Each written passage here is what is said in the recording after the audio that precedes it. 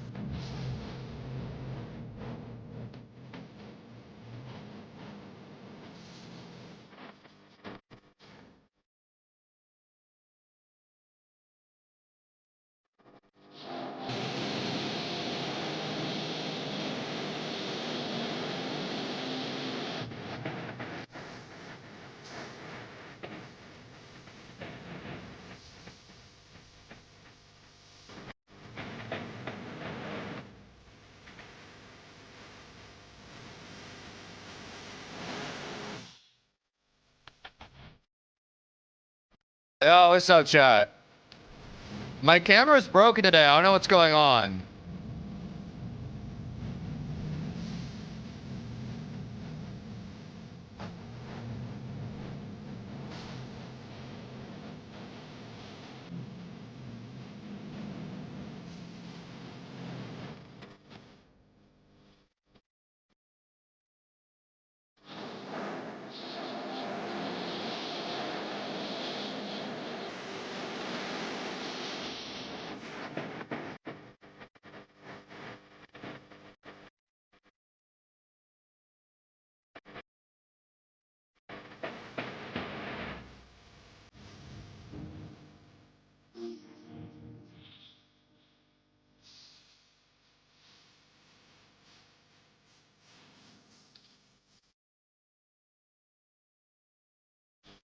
You think this looks creepy?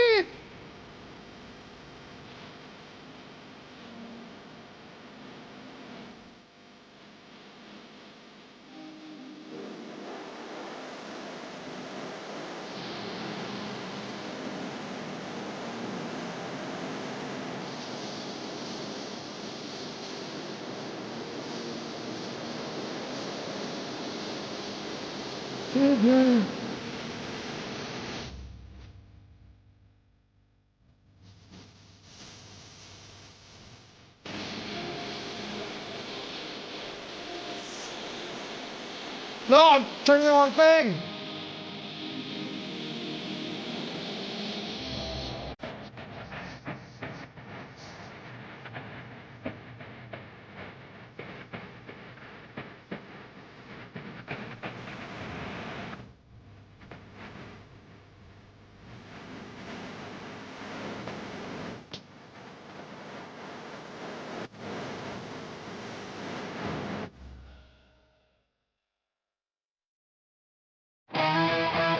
No, not another song. Jesus. Enough.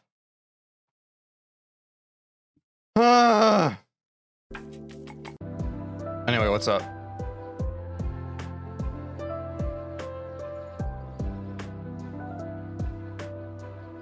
What are you guys talking about?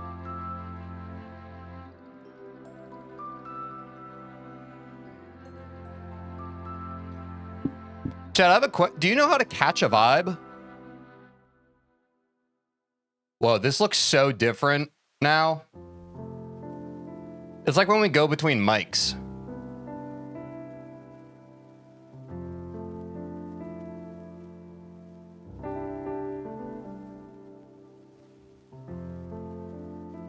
Here's another one I got.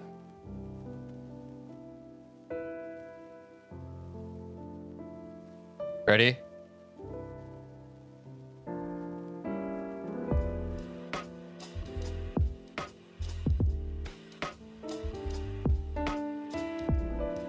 Some lo-fi teach to relax and study too.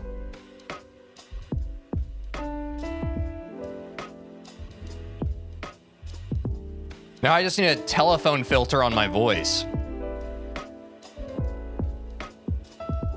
First you want to play Bloodbath circa 1940, basically.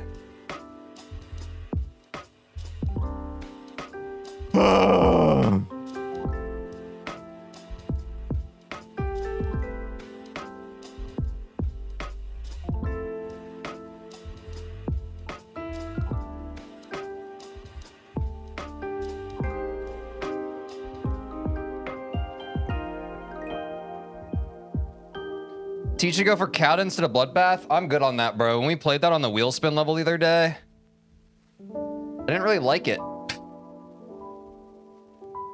I like Bloodbath a lot more than that level. That level was not fun to me, bro. Oh, did bro just stare into the camera? I don't know, man. I'm just here. How's everybody's Thursday going? Everybody having a thirsty Thursday?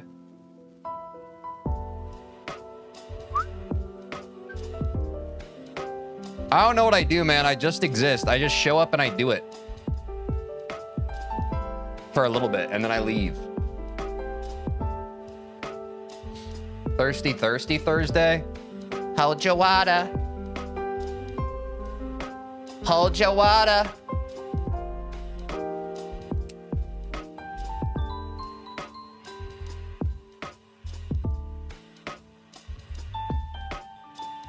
Teej, make sure you go live in 20 minutes. Yeah, probably.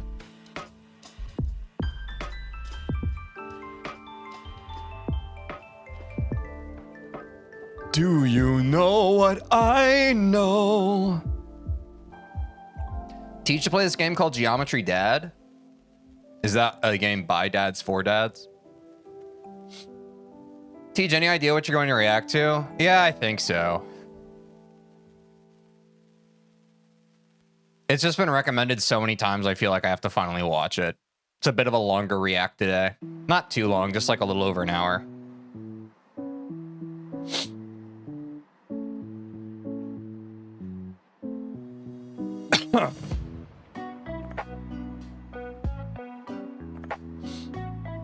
Guys, if you don't join the Discord, you're in trouble. Here's the link. If you're on YouTube, go to the description. You're all getting mogged. This isn't Teej art, this is stolen. You stole this. This isn't art. This isn't art you made, this is just a screenshot. How dare you?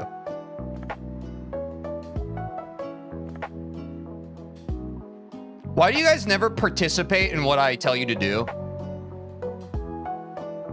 Let me cut the music. Let's have an honest discussion. What's the point of having a Discord community? Riddle me this, Batman. We hate listening to you. You watch my stream. I don't get it.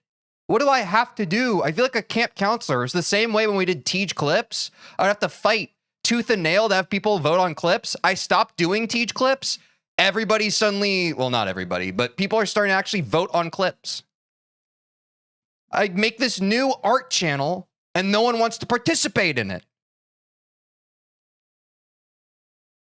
I'm trying to make fun, engaging community things. but nobody wants to partake. I can't draw. Dude, how many times do I have to scream at chat? You don't have to be good at things to try and then do them. People are lazy. Yeah, that's probably it. People would rather lurk and hang around in chat than participate in creating a community together that makes other people want to join it.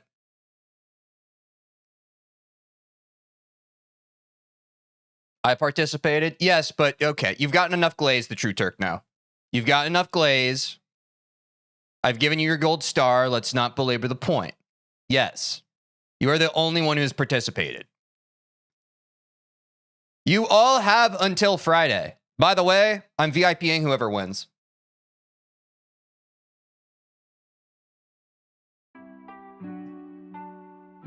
You cannot participate. You just won't get VIP. True Turkno will win by process of elimination, and he will learn life's most valuable lesson, which is when you just show up, you reap the most benefits. If others simply refuse to show up, GG. GG. Get mogged by True Turkno. I'm like an angry dad. I'm like an angry dad.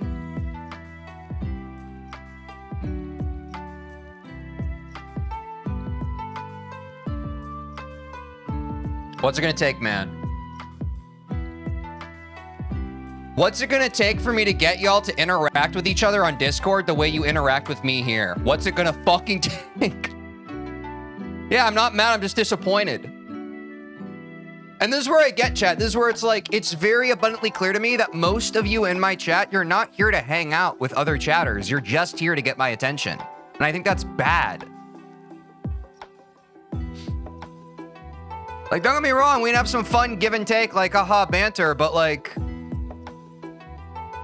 it's a very narcissistic parasocial thing we do here if it's just simply about, like, you saying something, me reading it, and that's it. I would like for you to be able to partake with one another. I would like for you to be able to flourish with one another even when I'm not live. Right, that's beautiful. Thank you all. Wait, you're all interacting with each other. I love this. I feel a bit like I'm, again, like I'm, I think camp counselor is the best example. I feel like a camp counselor, and everybody at my camp is a little socially awkward, socially anxious, and on the spectrum. I'm allowed to say and assume that some of you are one or two or three of those things because I am one or two or three. I'm all three of those things.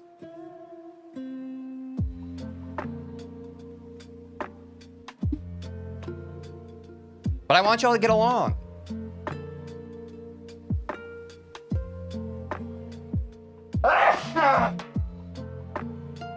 Because I think it's important.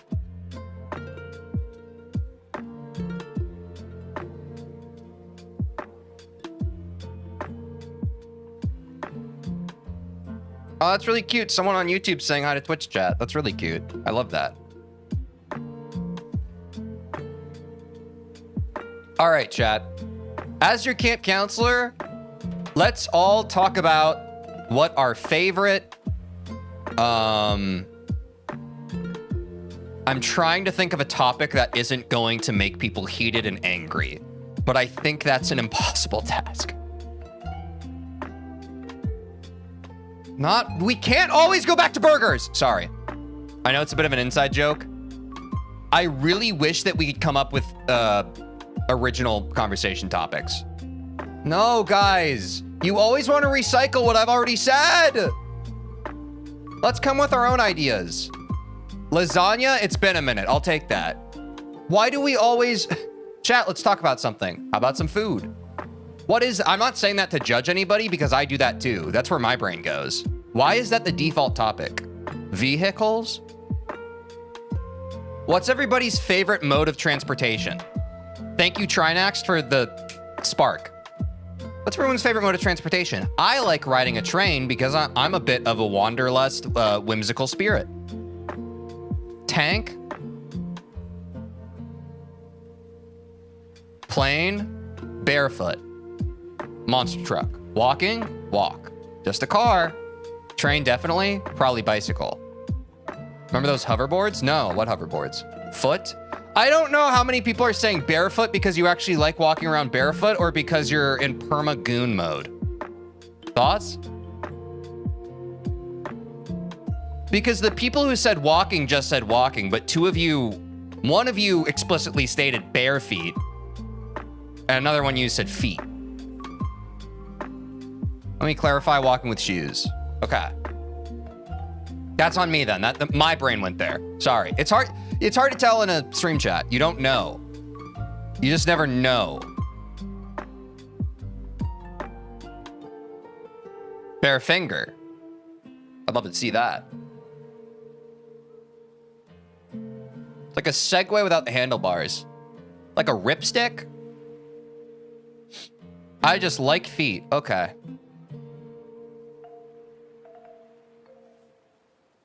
Happy for you.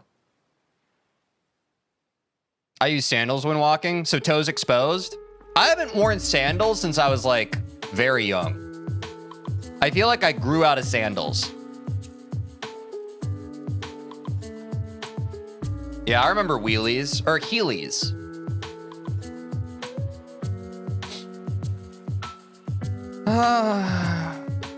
Should I get a hoverboard, chat? No, that's a bad idea. I shouldn't write that off as a business expense. I still need to figure out how to pay myself a salary and to hire editors. Probably holding off on the hoverboard for now.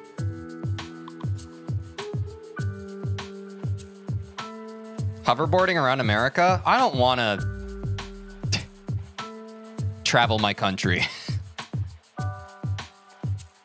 I've been all over America, man. I'm good. I want to go somewhere else.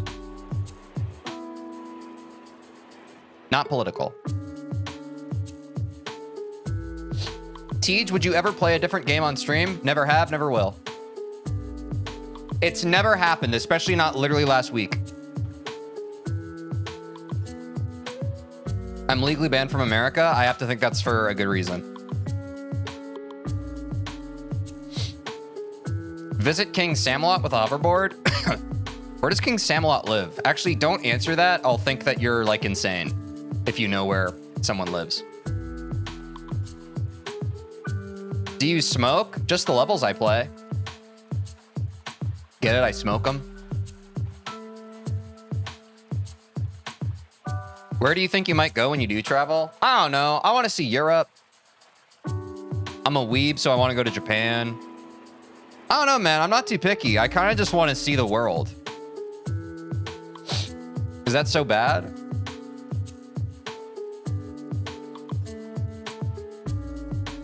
Is it okay to talk politics here? I prefer we don't. Every time chat has gotten political, the vibes go awful. Also, I would say basically anywhere online now, the natural conversation like entropy is for conversations to eventually divulge into politics. So I'd rather our chat be a little more lighthearted. I have to go live in 10 minutes. Someone remind me. Europe is the best continent to travel to as I see it. Are you European? Can you give me tips on Bloodbath? LOL. Brother, I'm on day 34. And you can see my progress in the title. I'm the wrong person. Thank you. Yeah, life's so simple, man. We can just talk about pretty much anything else other than that. Rome, London, Paris, Berlin. But I feel like that pronunciation of Paris went crazy. Where'd that come from? Any Parisians in chat to clown me? No? I feel like you're just the kind of person who likes to say no.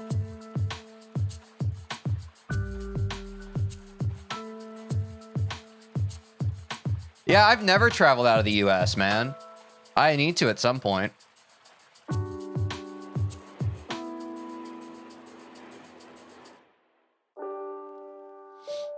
An eye for an eye leaves the whole world blind, chat.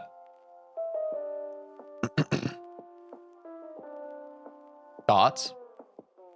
Did I blow your freaking mind with that powerful quote. An eye for an eye leaves the whole world blind. Can I post here reaction suggestions? Yeah. I'd say we're in a good just chatting in between spot.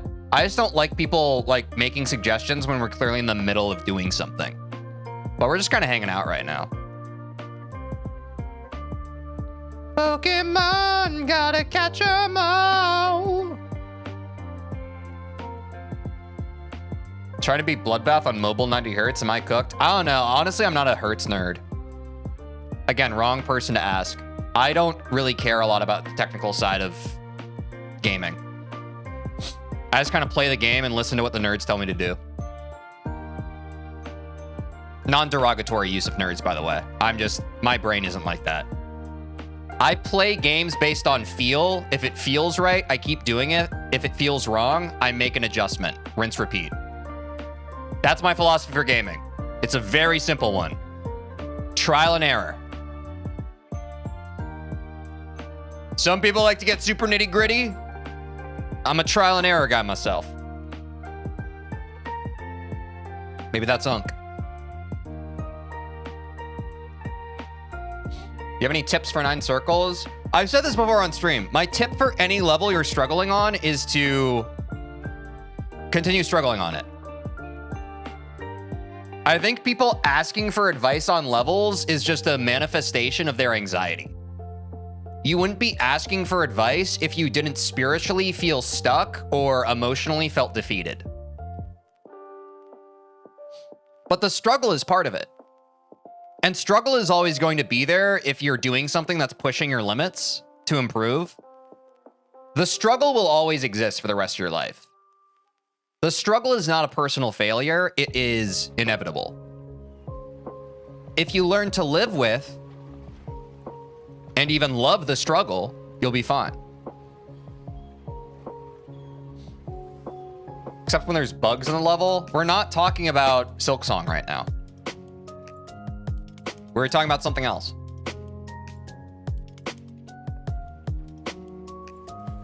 Low-key, jumping feels like banging your head against a brick wall. That's one school of thought. I would argue if something always feels like banging your head against the brick wall, either 1, get good, 2, give up. You always have those options. If that's truly the one way you see something, that's difficult. And isn't that a wonderful thing? That we always possess the ability to either endure and keep going or give up? Literally, you can decide any second, any minute of any hour of any given day. Am I going to keep trying even though it's tough? Or am I going to betray myself and give up? Sorry. I loaded those with my own personal bias. But you always have an option to step closer or step back.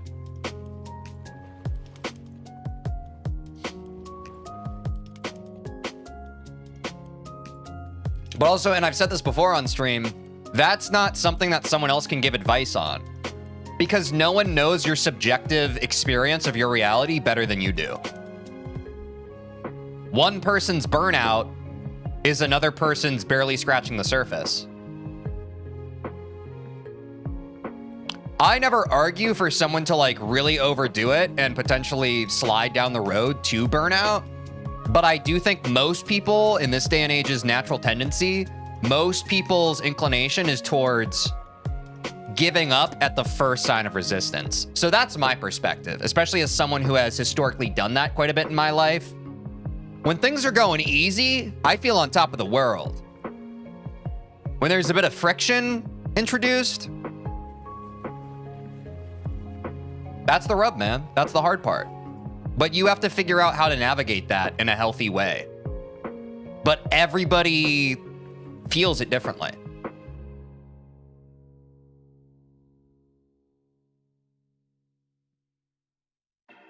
Yeah, I admit I struggle with that. I think everybody does. I think, honestly, we talk about that a lot on stream. I think that that is like the main And that's why I like Geometry Dash. This is not nearly a chill enough music.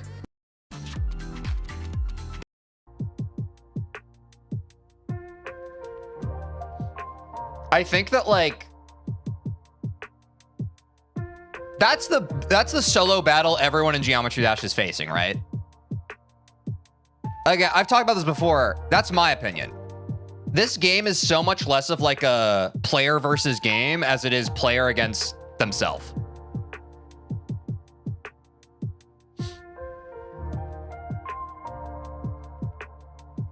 Like genuinely.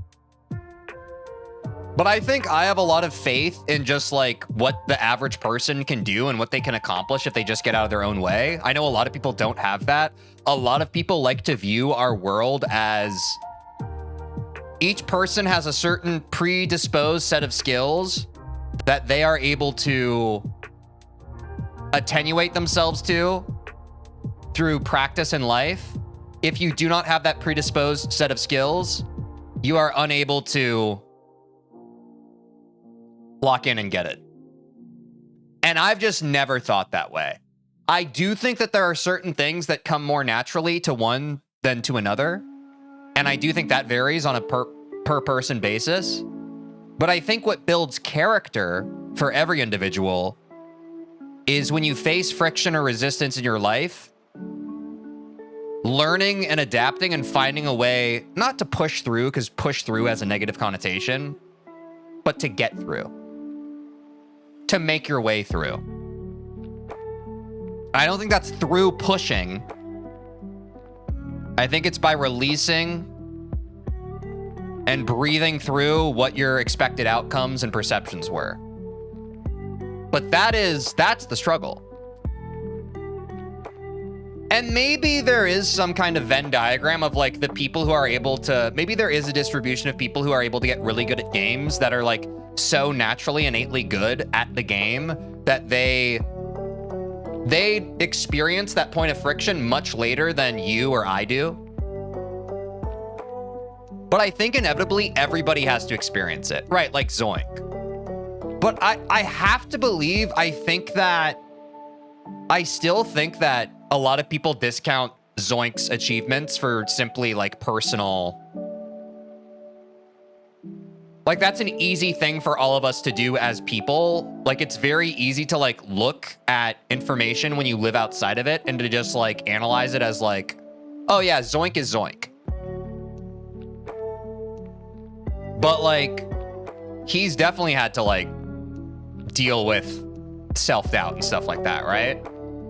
I don't think that there's a single person living today that hasn't had to overcome some kind of personal demons. And I think part of the harm of the current alienation and isolation a lot of people feel today is because people like to make their own mountains out of molehills of their personal experience. Myself included, I've done this historically. The rift inside of you can get deeper when you're just like, oh, the stuff I'm going through, it's like, whoa, this has never happened to anybody before. I think that's a bit, it's not really congruent with the human experience, right? Like billions of humans have existed before you and potentially billions more will exist after you. In all likelihood, the stuff you're going through, albeit informed by your experiences, it ain't that different from what people have and will experience, right? And what's the through line through human history? People either find a way to get through it and figure it out, or they get ripped apart by this thing we all call life. But that's each of our personal journeys. No one else can navigate your life for you. You are the navigator. So trust your intuition, trust your instinct. W. Lipton, 100 stream streak.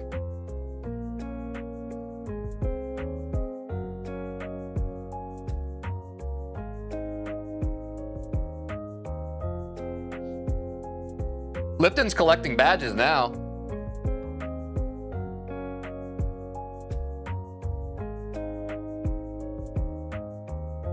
Welcome to the 100 gang.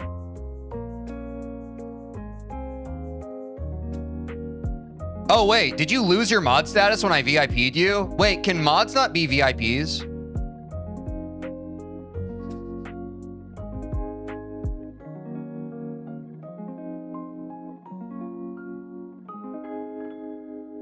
Oh. All right, fine.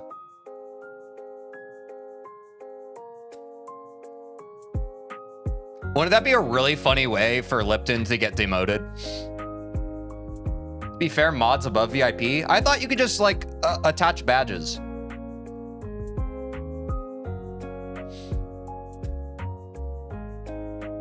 When are you gonna buy a heart rate monitor? Probably never.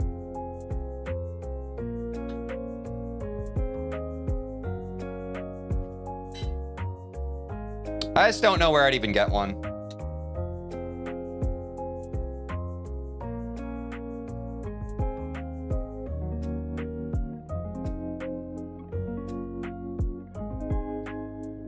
Okay, have I stalled long enough? Should we react to the video chat?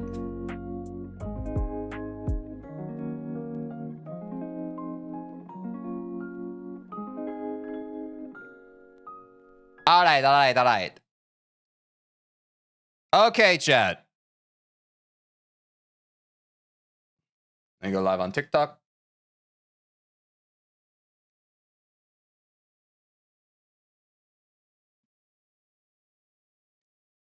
This is the story of GD's most mysterious level. This has been the most recommended video that we have had over the past few months. It has been posted in my Discord more times than I can count. I think that there is no other video that has been this recommended, this upvoted. I don't understand why, because to me, every GD level is a mystery because I can't figure out how to beat it. Geometry Dash has a lot of levels. Outside of the 30+ levels that the main developer Robotop created, majority of the levels comes from other players and creators. In order to upload your own level in this game, you have to put one together using this game's level editor and beat the whole level without dying once. That's true. If the level has been beaten, you are now able to upload it and share it with other players. Uh-huh. If your level has high enough quality, it might even catch the attention of the developer of the game. You'll see why this level is more mysterious than others. The reason this is relevant is because he might feel like the level is good enough to be given a star rating. This is something a lot of creators in the game desires to have because it gives player a deeper reason to play your level, allowing them to gather collectibles to boost their own player account by playing the level you made. Of course, some levels have more impact than others, and they are remembered and recognized for their accomplishment. There are some pretty good examples of creators that have released some great levels such as Funny Games, Sender Game, Sir Punch, Nascab, and more. But some of the most popular levels in this game are those that are considered the hardest to beat.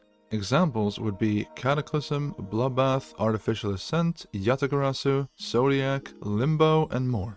I've heard of all those levels. Oh my gosh, my ball knowledge is increasing. One of the so-called hardest levels to beat in the game that I have brought up in videos previously is a level called Element 111RG by the creator DarkX. I don't know On this the surface, this level name sounds like mysterious gibberish, and given that there are other hardest levels much like it, it begs the question what makes this level so special. There are many levels like it too, an old impossible garbage level designed to essentially break your soul with some of the most garbage designs you will have ever seen in a game. Nothing about that makes the level in itself very special. Wait, what's wrong with Element 111RG? These levels, this seemingly impossible level, for one reason or another, was rated. A level being rated implies that Robotop, the developer of the game himself, approved of this level, giving it stars for players to collect. This would also mean that Robotop viewed this as a level possible for players to beat.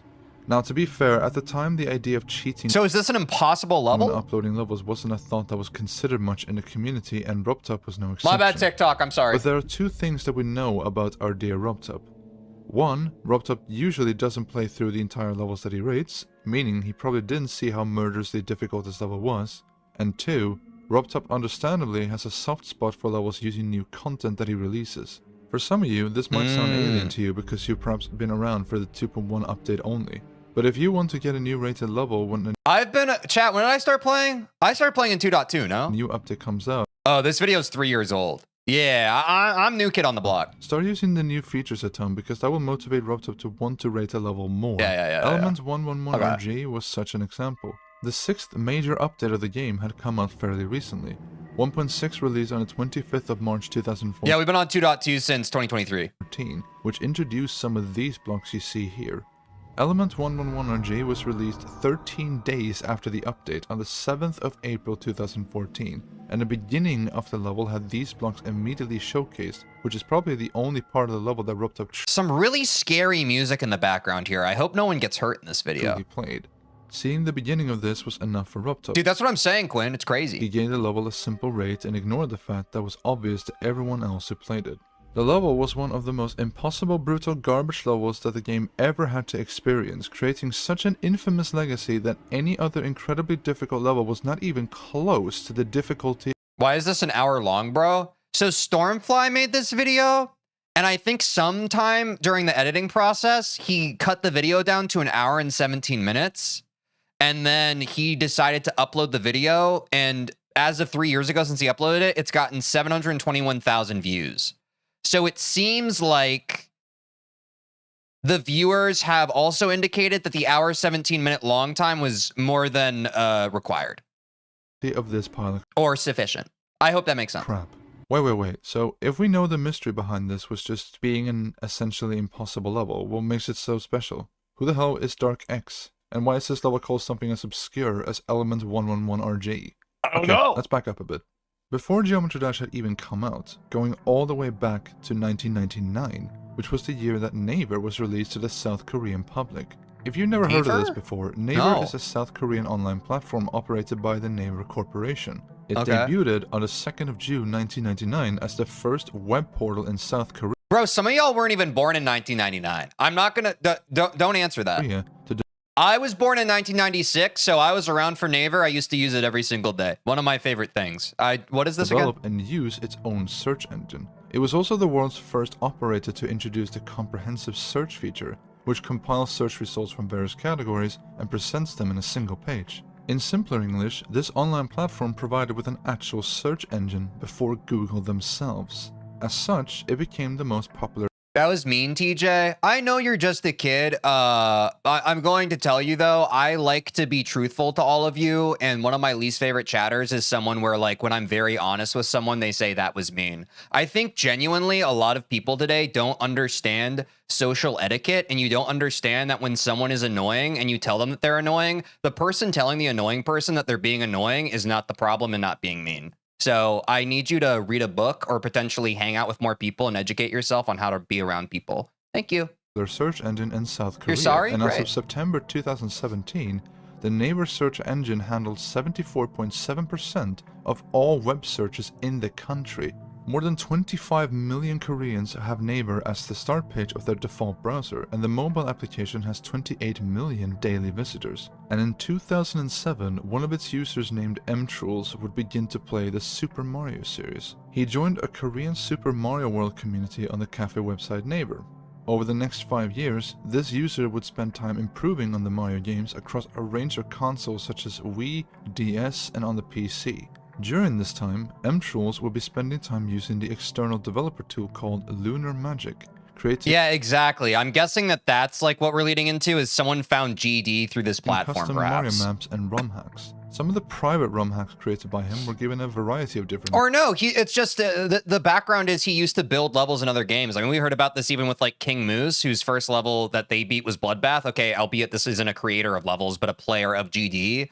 Like, there is a bit of a pipeline of people who do, like, custom Mario levels who end up playing or creating levels in GD. Names such as Mario Titles Rules, Ready Mario, Jest Mario, and The Puzzle Road. Makes sense. In 2012, mTrolls stated that he had begun making There's overlap on that Road interest. 2, set to be harder than the prequel, and would set about creating it with his increased level of skill with Lunar Magic. If you decided to play these ROM hacks, you would find that the difficulty of them were downright incomprehensible. They were by design made to be near impossible, but still humanly possible if someone attempted to get far. Most of the time, which paints a rather foreboding picture for what the story will entail. Now you may wonder what a story about someone playing Mario ROM hacks has anything to do with Geometry Dash. As it turns out, mTrolls is none other than DarkX himself, the creator of Element 111RG. His occupation before Geometry Dash had even come out was already perfectly clear in a different game. Back then, this is what DarkX was doing with Super Mario games. Fast forward 2 years later, back in early 2014, a Korean player named Arco was one of the many users on the Korean Geometry Dash neighbor forum Geometry World. This was the very first large Geometry Dash community found. Yeah, this is very in detail. Don't worry, guys, this is all backstory. So for those of you who are younger here and a little brain rotted, typically in stories and in documentaries, a good documentariist, I don't know if that's a word, but someone who makes a documentary, they give you background information because it's going to be important later on, or it's building towards something, okay? I know your attention spans are cooked from the 10-second TikToks you like to watch. You got to lock in a bit here and trust the words that are being said. By snow, back on the 24th of October 2013. During the large activity of that community, Arco had an idea. He wanted to create a level series based off the elements of the periodic table. Sure. And as such... But you have to understand they don't know the term foreshadowing, so you have to explain to them in non-ambiguous terms what that is. Started off with the first element, hydrogen, and named the level as such.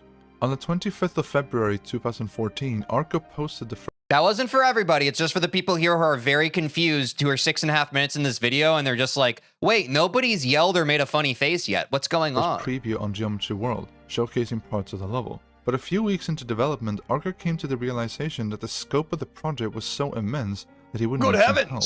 So he came up with the idea to host a community project, and he requested the community to join him in making this series of levels. On the 17th of March 2014, Arco would make an announcement post on Geometry World requesting users to join him in making Elements levels. Many users requested to join in helping Arco in his project, one of which was DarkX himself, but we'll get into him later. Each level in this series was going to represent each individual element. So by Arco's request, the levels would have 3 parts to their name. The name would begin with element to signify that the level was part of the element series. Afterwards, they would add the atomic number of the designated element, followed by the symbol of the element. So for example, the first level in this series would be oriented around the first element, hydrogen. As such, the name for this level will be element 1H. The next level will be oriented around the element helium, hence element 2He. He, because he could never be him. Next level after that, lithium, element 3. Lee, because he could never be Lim. Li, and so on. If you've already counted or you know the periodic table, this would be a massive project of a total of 118 levels. Arco also arranged the series to be categorized into 12 sub-series, with the first levels from 1 to 10 being given the nickname Element Series 1. The next 10 levels after that, Element Series 2, and so on, all the way up to you do gotta love chemistry to make this like the whole thing. From 111 to 118. Or at least love tables. And nerds love tables. They love data, they love graphs. I don't know what it is. They love it. They love data collected in a very satisfying way. Wait, I do kind of get it. Wait, I look at graphs all the time of like other content creators.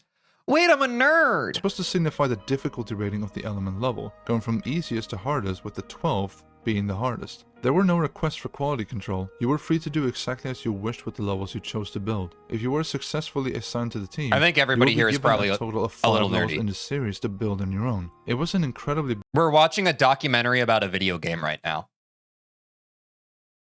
You know. Big project, but Arco was ambitious and... And a lot of you who clicked on this video, you're watching a guy watch a documentary that you've probably already watched. You're a little nerdy. That's okay.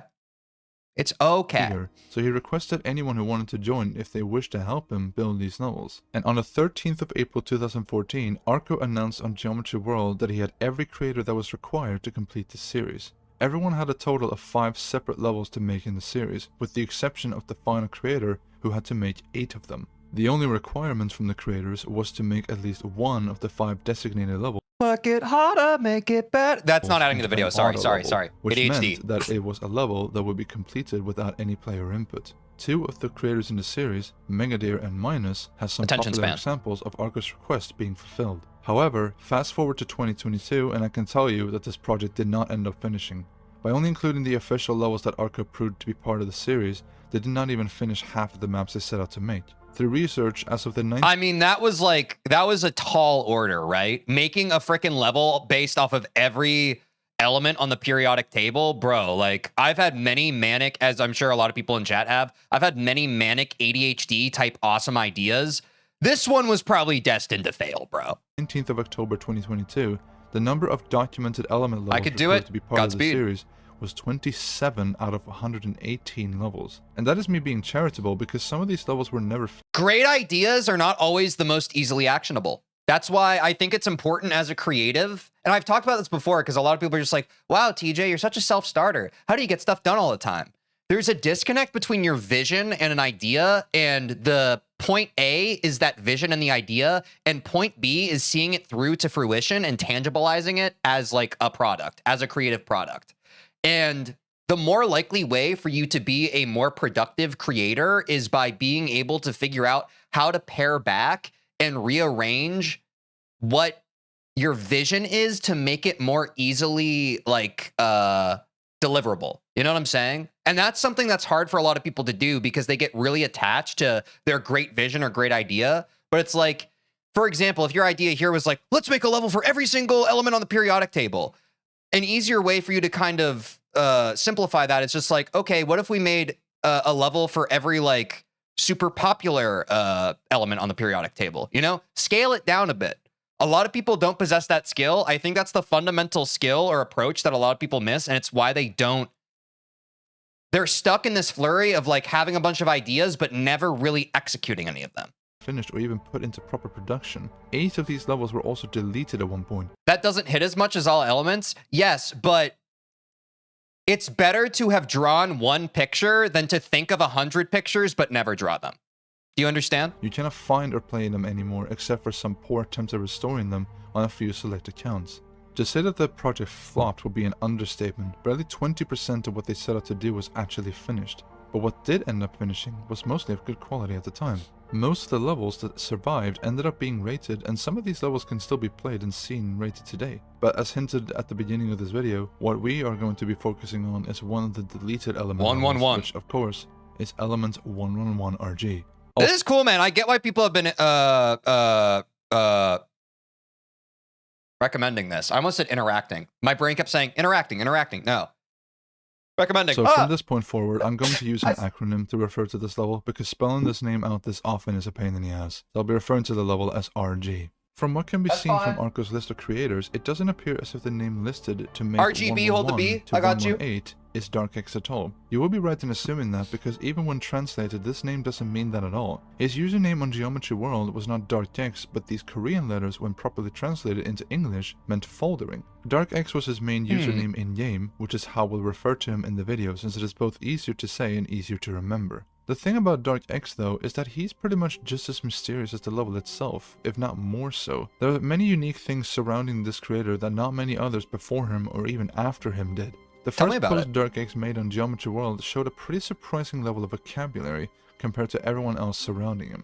He talks about yeah, most GD players just say tough and unk and what else?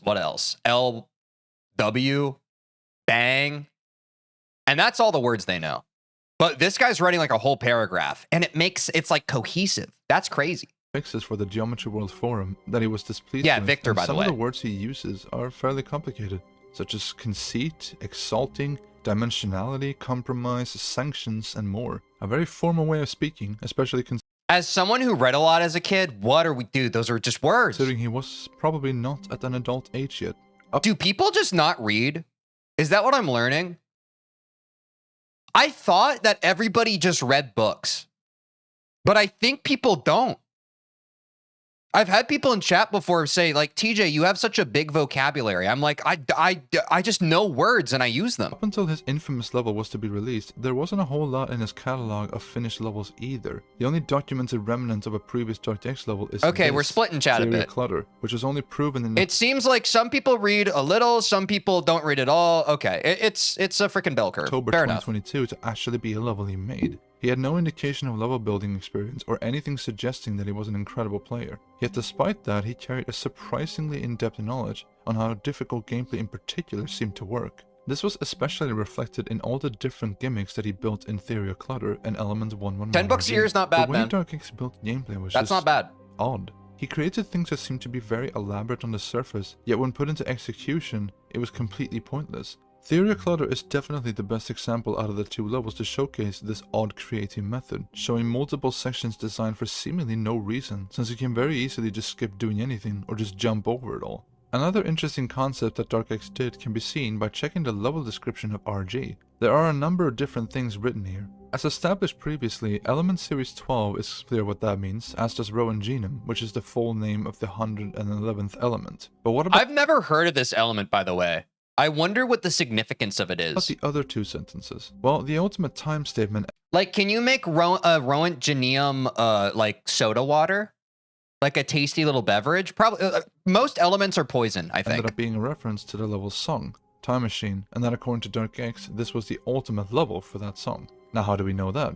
Well, two reasons. The first proof that was found involved one of DarkX's posts on Geometry World. On the 26th of March 2014, DarkX created a post talking about how the new update extended the maximum amount of objects in a level from 6,000 to 8,000 objects. He demonstrated this with an image showing the new maximum amount. But what is particularly curious is the level part being seen on this image. Now, it can be very safely assumed that this is a ship part because at the time, it was the only game mode existing in the game that allowed you to make these kinds of movements. But visually, this part is I know, this is absolutely interesting. insane, and it seemed very appropriate that this was RG, considering that the level DarkX was showing off already had well over 5,800 Subscribe to Stormfly, by the way. Bang! objects. DarkX would release RG 11 days later, and that the level part looks It's very well constructed. It very likely was the level. In this image, there's also a detail that can be seen hidden in plain sight. These yellow lines going from top to bottom on multiple parts of the section. These are BPM lines. The reason they are relevant here is because they are manually arranged. Oh, it's like in a frickin' like a DAW. For those of you who don't know, I think DAW stands for Digital Audio Workspace. That's something that producers and mixers and music use. You have lines to be able to track like the beats per minute and all that stuff, or like bars. You can have it go by all kinds of stuff. You can have it go by time and per second and that kind of thing. I didn't realize that you could also do that in GD levels, but that makes sense. Arranged by RobTop. One day I will open up the level creator chat. One day we will have the TJ makes first level stream, I swear. A specific song. Before the game had the ability to use custom songs from Newgrounds, for every new song that was added into the game, each song was given specifically arranged BPM lines to help creators figure out how to sync their level. These all look different depending on what song is used, so by simple puzzle matching, it can be established which song is used in this level. The only song that remotely matched the order of BPM lines seen I already know what it is. We're no strangers to love. in this image was Time Machine, hence the confirmation we needed. Now, obviously, this could still be treated as speculative since it isn't actual proof that what has just been said means that this is the level, or that the phrase "the ultimate time" refers to the song. But in case that this isn't enough evidence for you, the second proof should convince you.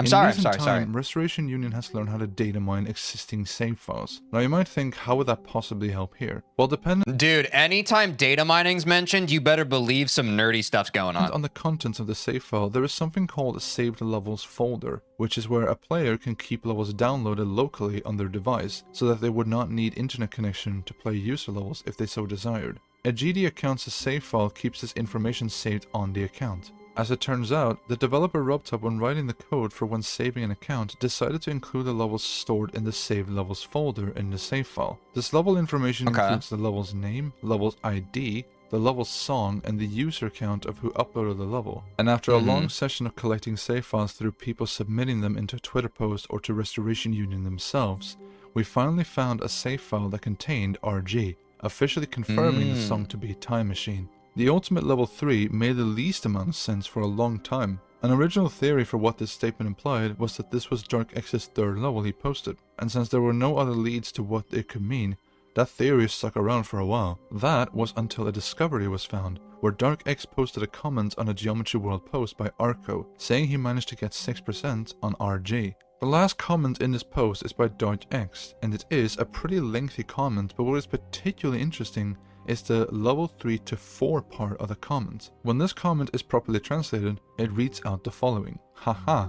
Originally, the purpose of making the level was to make same difficulty level like the Hell series, Hazard Sector, Silent Club, Demoness. The current level of Atomic Number series 111 to 118 and Rowan Genome difficulty is between level 3 and 4. From what DarkX is describing in his comment, the level 3 statement appears to be his own personal way of ranking the difficulty of the level. But apparently, there are higher levels of difficulty suggested by him saying that RG is around level 3 medium-ish 4 difficulty. So back in the day, did they not have like official Rob Top rankings? But the level description ends up I deciding keep forgetting this. I feel like maybe the difficulties weren't always there. on level 3. The Weird. ultimate level 3 refers Yeah, I to thought a they did. difficulty ranking. I thought that the extreme demon difficulty, or like the extreme demon difficulty, that was introduced later, no? That DarkX didn't consider. Or the different demon difficulties, right? That's what was introduced over the course of history. At first, there were no demons, then there was demons, and then there was the delineation between demons, right? To be at the very top. Yeah. A level that remained untested for well over 6 to 7 years in difficulty compared to any other rated level. That remained untested for well over 6 to 7 years in difficulty, very top. A level that remained untested for well over 6 to 7 years in difficulty compared to any other rated level in this game's history was according to DarkX only level 3, whereas level 4 and potentially even higher being what the other DarkX element levels would have offered in the 12th This was 3 years ago, man. sub-series. But This I've was clearly 2022. hyped up RG and DarkX as a creator long enough. So, let's proceed onto the story of the actual level. Based off the documented findings, RG became the 5th finished element level uploaded by what Arco deemed to be the official team of creators. DarkX uploaded the level on the 7th of April 2014 and took only 3 days. Wasn't there a player called RG? Didn't we watch a video where a player named RG was mentioned? Am I crazy? Yeah. Relation? No, obviously not.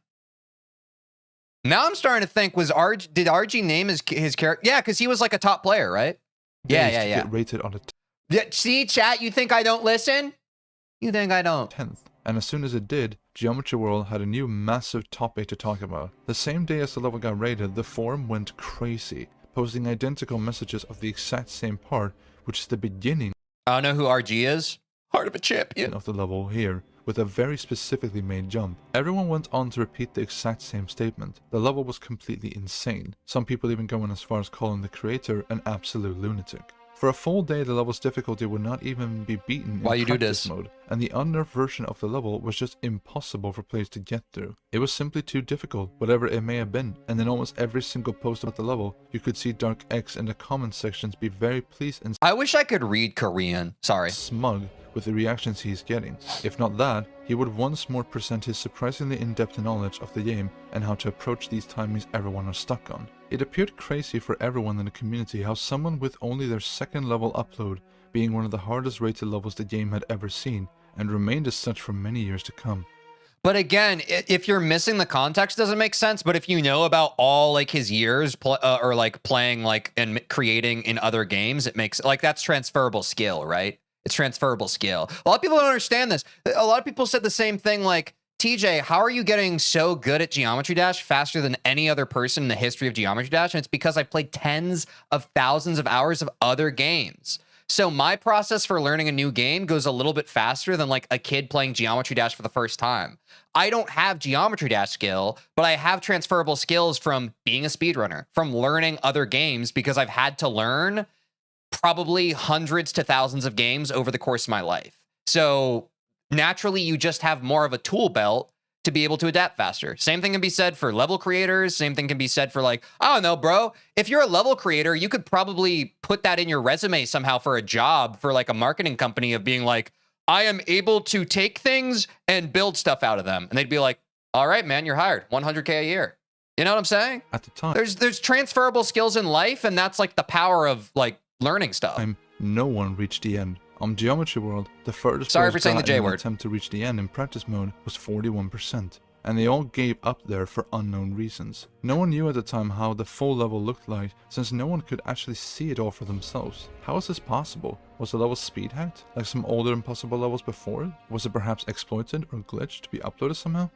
Well, literally the next day, on the 11th of April 2014, players found out what was going on. Now, going into the details of how players exactly uploaded all the ridiculously hard or impossible levels is a very long and detailed story to go through, so let's leave that alone. If you want more details on that aspect, have a look at the history of hacking video I made discussing W plug, good content creator. Guys, the best content creators are like, hey, watch this other video I made so that you stay on my channel forever and ever and my algorithm goes big. Majority of methods on how to do so. But to quickly establish the case of RG, the way the level was released was in hindsight fairly simple. This level was uploaded by utilizing a very clever secret way hidden in plain sight. As a matter of fact, it was available already 3% into the level. For those who haven't seen the level before, let's see if you can spot it here in the beginning with me just playing the normal route. Okay. What am I looking for? I already forgot. TikTok has rotted my brain. Did you notice anything? Well, no. If you had a keen eye, you may have noticed that this platform up here was possible to jump on top. However, it didn't seem to benefit to anything because it didn't seem to lead anywhere except towards a massive structure covered in spikes. But as stated, the secret way was hidden in plain sight, and these spikes were the ones hiding it. If the player managed to get up to this platform, all they had to do was make one final jump towards this left side corner without hitting the spike. If you lined up the jump just right, all you had to do was hold the jump button and watch the magic unfold. Literally perfect. If you pulled this off, you beat the level. This path would take you all the way to the end. That's a cool secret way. And everything brutally difficult in the level could immediately be interpreted as a complete Oh, joke. does every end do that too? The first mention of the secret way on Did every end rip off RG? Geometry World was posted by Star on the 11th of April, and the news Drama? spread like wildfire. Everyone began to beat the level using the secret way and got themselves a free demon completed on their account. One of the players that got 41 on the main path of RG in practice mode, Integral, even made a statement on the forum calling DarkX out. It pretty much was a statement from Integral and the people who were unhappy with the brutal difficulty, and said that he would be much better creator if he didn't make levels this difficult in the future. As such, Integral suggested to DarkX that if he made the level much easier and closed off the secret way to beat the level legitimately, the decoration would be good enough to justify it as a good level. And DarkX responded, saying that he would make the level easier and block off the secret way. DarkX at the time had already begun building the next element level in his sub-series, Element 112CN, but DarkX announced on the 12th of April that his elemental map series upload had been postponed, presumably to try and restore RG to its former glory for its brutal difficulty. During the day, DarkX would spend his time doing what he could to nerf the level and block off the secret way, and then a day's work, he would be done and release a new, easier version of RG on the 13th of April as stated by GW Unicorn on Geometry World. Now, from here on out, there's going to be some confusion in details because a lot of what was said regarding the level in the upcoming days are mostly just unconfirmed statements. Some of them were never unraveled and have remained a mystery to this day. The first example of this is the nerfed version. Supposedly, the secret way that Star showcased on the 11th was fixed and the level was also nerfed to be easier, as evidenced by what GW Unicorn stated. But apparently, there was a secret way in the level still, considering that DarkX really wasn't good enough for the game to release a level. Bro, love secret ways. The location of this new secret way is completely unknown. There's even a post a player made on about where to find the new secret way, since the original one had been blocked off. The players that did know about the location of the secret way had no interest in sharing it, but they evidently kept using it. One of which was Integral himself. Despite the easier version that the players were offered, no one attempted to get through it and stuck to the secret way, which once more had nothing stopping you on the way to the end. As such, the problem continued, and players kept beating the level using a secret way, with the main path still being way too difficult. What this new secret way was has never been found. At this point, you might be wondering, where was RumpTub during all of this? Wouldn't you be questioning the legitimacy of the level at this point? Sleeping on the job, no doubt. Sorry. Or be willing to unrate it? Okay, let's back up a few days to right before the level was rated. No RumpTub strays. Beginning of this video that RG was very likely rated as a result of using the newly released features from the 1.6 update, which yes, this was definitely a contributing fact. But there's one part about RumpTub's story that is very strange. Early in the morning on the 10th of April, the user Honor made a post on Geometry World. Remember this name because I will be talking about him a lot later. In this post, he showcased that he had contacted I already forgot the name. Support email, which at the time was a reasonable thing to do because the game was not the name? that big yet. It is unsure what the full email said, but it is assumed that Honor asked RumpTub to rate RG since the level had no right? You just said that, which of course was a lie, but the GW community did not know this yet. But RumpTub's response to this email was rather peculiar. It read as the following: There was a way that could be abused that I blocked. Set as demon. Please do not spam send emails. Best, Robert. Now, keep in mind that this statement was made. Ooh, little chippy. Rob was in a bit of a hey, don't bother me. 10th of April 2014, and this is very likely what gave the final push for RG to be rated in the first place. But given that the GW community would not find a secret way until a day later, what is RobTop referring to here? What path needed to be blocked? If we assume that this was a secret way he blocked off, why would RobTop consciously choose to rate this level if he found a secret way? If there were 2 secret ways in the level for some reason, that wouldn't make much more sense either. If DarkX was trying to hide the fact that he beat the level with a secret way, why would you double the chances of someone finding it? Not only that, but the idea of RobTop going into a user's level to change something himself is practically unheard of. There are no documented cases before this point where RobTop himself edited a level to make sure it was appropriate for a raid. If he went into the level to block out a path, did he not notice the rest of the level's insane difficulty? For those part of the GD community that know very well how integrated hacking has become in the community, you have to remember this is back in 2014. The idea of cheating when uploading a level was still relatively unheard of, and RobTop would be very upset to see you hacking or cheating in order to upload or beat a level. There's even a comment from RobTop himself in the RG comment section saying once, don't people straight up get in trouble if they hack levels now? That there was a path that could like, I'm not just talking about like list demons. I mean like people who abuse it to try and get stars. Don't they get like banned? He abused, but he blocked it. What this actually means though is still a mystery, and the only one who could potentially answer this question is RobTop himself, because there are no indications of what he's actually talking about. You get leaderboard banned? For what this actually means, but I unfortunately don't. This remains a mystery to this day. Now, going back to the level, RG was updated to be easier, the first secret way was blocked off, and the new one appeared somewhere so nothing was resolved, with ensuring it was legitimately beaten. Given all the controversy that have been surrounding DarkX for these past 4 days, Arco decided to kick the creator off the team in an effort to push for legitimately released levels. But Arco was not particularly happy doing that, as he still wanted levels this brutally difficult on the 12th sub-series. So he once more requested the Geometry World Forum for help on the 14th of April and asking if 2 creators were willing to take DarkX's place in creating the remaining element levels from 112 to 118. Arco announced 2 days later the creators who took DarkX's spot were Sundal and Palin. Sundal was given 112 to 115, and Palin was given 116 to 118. And with that, Arco and his team moved on to continue making element levels. And yo, Common Wallbox, thanks for becoming a member on YouTube. Love ya. DarkX was left on his own. W support. And for those that wonder, no, these 2 creators did not end up releasing any of the levels they were assigned to make. Today in 2022, me and others were even fortunate enough to get in contact with one of these creators, Palin. But as we had a word with him, he stated that while he had begun making one level, which apparently was element 115MC, nothing ever came out of it. And since Sundal very likely did nothing either, RG ended up being the only official contribution to the 12th subcategory of the element series. One thing worth mentioning at this point was that the day prior to Arco's announcement of DarkX being kicked, on the 13th of April 2014, DarkX would make his final post on the Geometry World Forum. The title of the post, when translated into English, said, "Let's ignore the views." It was followed by 2 sentences that gave pretty blunt statements. When translated, it reads the following: "It'll stop one day because there is no reason to go on. It doesn't affect us anyway, so let's ignore it." Now, it is a bit unclear what he... Bro, holy vague post to end all vague posts. Also, chat, if I can give one piece of advice for the current generation,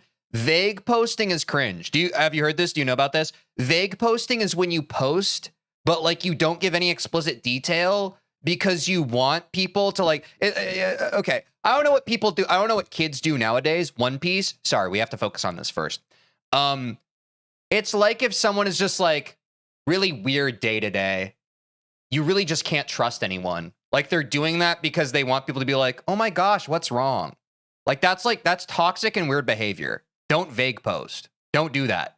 That's bad. That's bad. Don't do that. Like just like posting something cryptically because you're trying to manipulate people into interacting with you. That's bad. Don't do that. Be honest with people and upfront. Or like if you're trying to like get interaction from people, like, I don't know, go out in the world or like hit up a friend and be like, hey, can we talk right now? Actually meant. But what if it's meant to be mysterious as like a puzzle? That's the issue. People like to do it to be like enigmatic, I guess. I don't know. But it is. I want to let y'all know that that's toxic and manipulative behavior. It's weird. It's assumed to relate to the backlash he got from uploading a level this difficult without legitimately beating it. Back in the early days of the game, the idea of releasing a very difficult level was seen as a negative. You would be getting dislikes on the level if a player could not beat a level easily or get stuck on something they didn't understand. Combine that with players finding out you have uploaded a really... No, not vague post, vague post. Like you're posting vaguely, like V-A-G-U-E. You're being vague on purpose so that people will engage with you. Yeah, vague post is crazy. level illegitimately, and players would go out of their way to essentially destroy you with backlash. I'm trying to write a song. Can you pick a topic? Bro, we're in the middle of a react. Do it on RG111. Criticism. DarkX's final post is very likely in reference to how the yeah, exactly. Vagueness is meant for puzzles and video games, not for communicating with other people. community behaved regarding this subject. This ended up being the final trace DarkX left to... Like, I'm sure some people have lived this, right? Like, you walk up to a friend and they're like this, and you're just like, hey, man, how's it going? Nothing. Oh, well, it seems like something. Do you want to talk about it?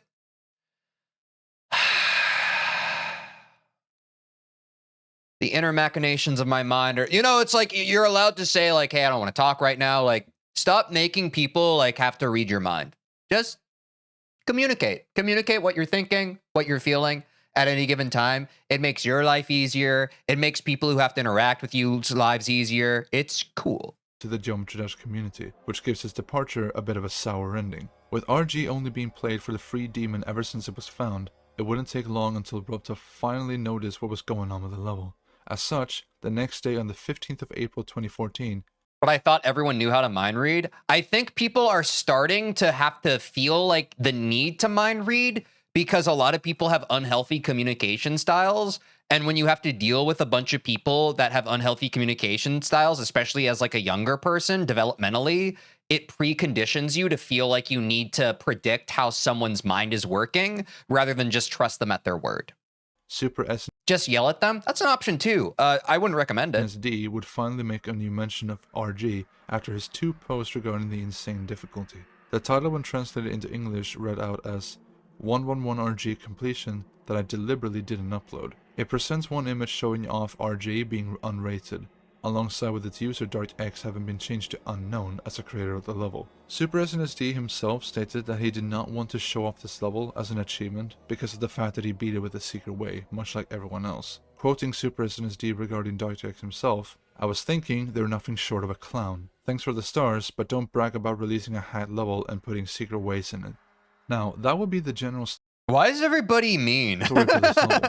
After this, DarkX disappears from the Geometry World community, removing his personal blog on Naver to never return to this game. For some of you, that might be where the story ends. The level was unrated and forgotten about, and the creator abandoned the game as soon as the level lost its rate. But it's actually not quite where the story ends with this level. Pay attention, because this is where the story and details for this level start to become really strange and interesting. As I mentioned before, this was a level... It's the internet, what you expecting? True. That was deemed the hardest demon in the game when it came out. There are well over 35 levels that have at one point been deemed as the hardest demon at the time by a decent chunk of players. But there's one thing that RG in particular is unique compared to every other level of its kind. It's gone. Without a trace. At some point the level had disappeared, been deleted from the server. I mean, I had a feeling that since we were talking about the data mining and all that stuff, that was kind of what we were getting at, right? Like the reason why this is such a mysterious level was because like, how do you even find this level? It's impossible to find. There is a post on Geometry World later in August 2014 talking about RG and how the level has mysteriously lost vanished. media, yes. Even DarkX's older Lost level, to time. Clutter, was nowhere to be found anymore. Although it is Can you rewind to the start of the video I just joined? I got you, King. Sorry, it's not worth the bit because my ADHD will forget what timestamp we're at, but I did just yes and your bit. confirmed if that level was deleted then or later. But yes, this ridiculously hard level with its infamous difficulty that Robta for some strange reason decided to rate was lost I know the with times, barely I just any don't want to do traces it. It's too much work. So, back in early 2019, when I became really invested in this level's story, I decided to go research to try and find out if I could find the remnants of the level, or even find if the level was still out there. What I did not know though was that this single decision would create years of frustration, desperation, and pure hatred for the convenient problems every single time I was asked about if the level had been found. I felt the need every single time to go through the whole rigmarole of bullshit that me and others have endured as if I was an 80-year-old pensioner. Now, I'm not going to discuss exactly what I Damn. did the entire process because that would mean going through details that me and others know today are incorrect, which would just create confusion in this video. But I will, however, establish a timeline of events that were found and will be relevant eventually. So what can currently be established on this timeline? Well, let's start from the beginning. DarkX joins the official team for the Element series on the 17th of March 2014, and it can be safely assumed that this is when RG was truly being made. DarkX teased the existence of this level unintentionally on the 26th of March 2014 by showcasing a ship section in a random part of the level. Then finally, on the 7th of April, RG was released and the level was then rated 3 days later. It would only take a day after the level was rated that on the 11th of April, the secret way was found by other players, and they would chastise him for not uploading a level legitimately. On the 13th, DarkX would release the nerfed update that would make the main path easier and block off the secret way, but then open up another one somewhere else. Players kept using the secret ways to beat the level, and DarkX would end up leaving the Geometry World community entirely by making his final post on the forum the same day. With the secret way still being used by everyone, the level was unrated on the 15th of April, and the level was also confirmed to be removed by Orca on the 15th of August that same year. Through some extensive Orca? Who's Orca? Like the whale? research, there's another aspect that could be confirmed. I'm not sure. Is that Orca? Listed here. One aspect that was pretty important Is that a Rob Top staffer? to figure out was when RG was officially deleted. Now this might seem like a random fact to Yeah, figure probably a out, mod. and I'll go through in more detail why this was so important later, but for now, just accept that we need this information. Orca D's nuts. Sorry, that doesn't make sense. We know that on a rough estimate, the level was uploaded between 7th of April and 15th of April 2014. And since there is no definitive way of knowing when this level was deleted, it was assumed that at an unknown point, after the 15th of April, Live a little, the come level on. was officially gone. A 4-month-long estimate between 15th of April to 15th of August 2014 is still pretty big, but there are ways to make this estimate a lot smaller by looking into one detail. Back in the old versions of the game, for some of these versions, it was impossible as— Wait, was this Stormfly's old profile picture? This whole time I was just kind of accepting for some reason during these segments a dragon's talking to us. Did this use— okay. That makes a lot more sense.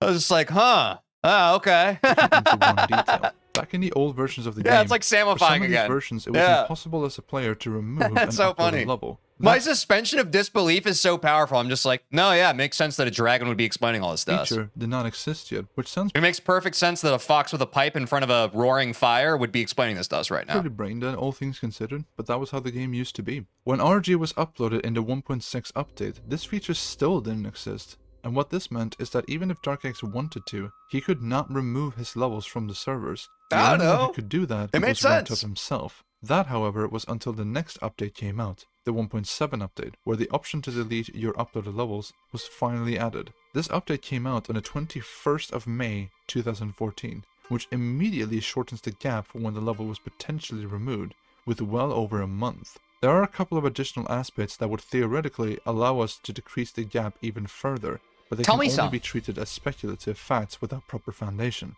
As Oh, okay. such, we can add to the timeline that the level was deleted between 21st of May to 15th of August 2014. The new timeline can then be presented as the following.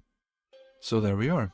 We have the general timeline of events presented for RG, Wow. and this will become more relevant as the research for finding the level goes on. But for now, let's begin with the basic ideas that popped up in my head first.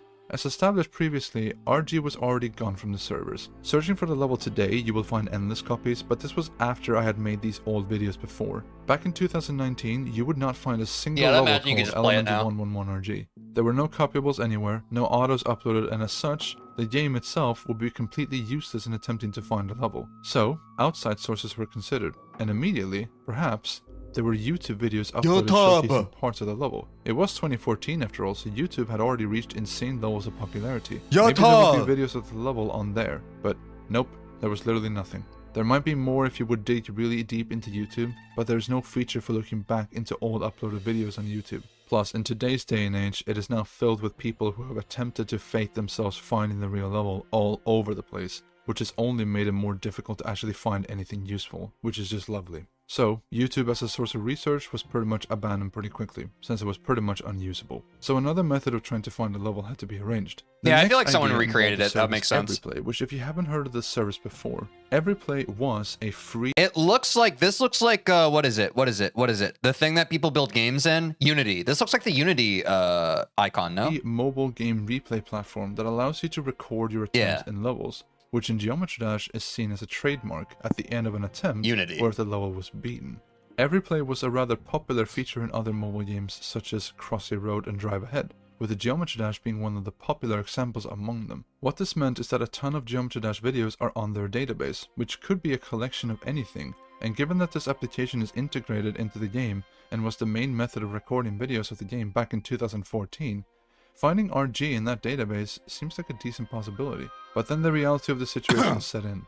My research on finding this level began in January 2019, but the Everyplay service discontinued on the 1st of October 2018, and the collection of videos that were never downloaded from the website are now unavailable to access. It is unknown if the Everyplay team ever deleted the catalog of videos, but even if those video files were still accessible, it would be unreasonable to even try to get a hold of them. So the Everyplay method to try and find the level also failed, as it is too late to try and use that database. With the two simplest methods of attempting to find footage of the level thrown out the window, I had to get a little creative. Now some of you may have already been thinking or considering to just continue searching in the Geometry World forum on Naver, and yes, this is exactly what me and others began to do.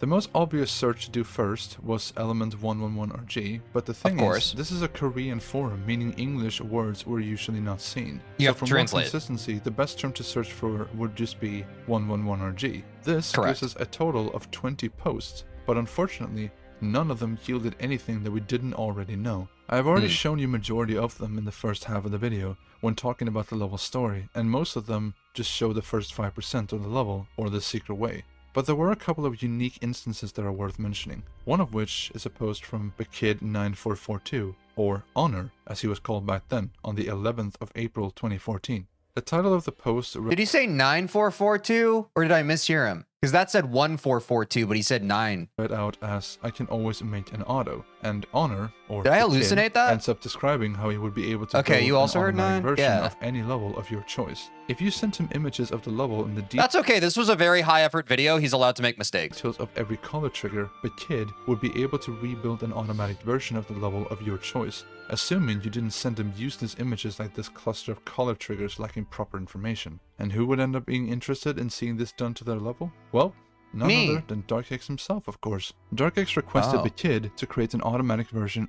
Wait, am I DarkX?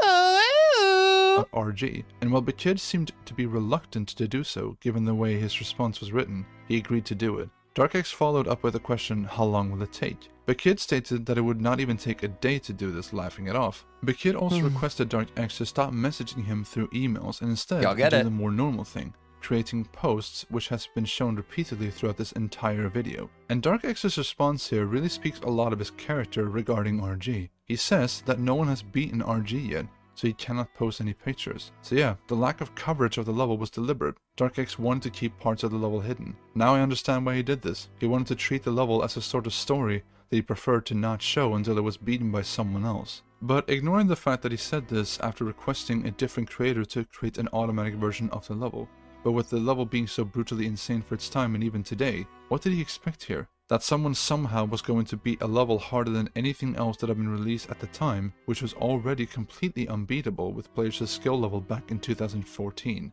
Either way, going back to the conversation that DarkX had with Bekid again, Bekid responds with just saying, fair enough, but continues motioning the statement that using email is very uncomfortable and impractical in today's day and age. So, DarkX finally complies and tells Bekid that he will post the necessary images on his Naver blog.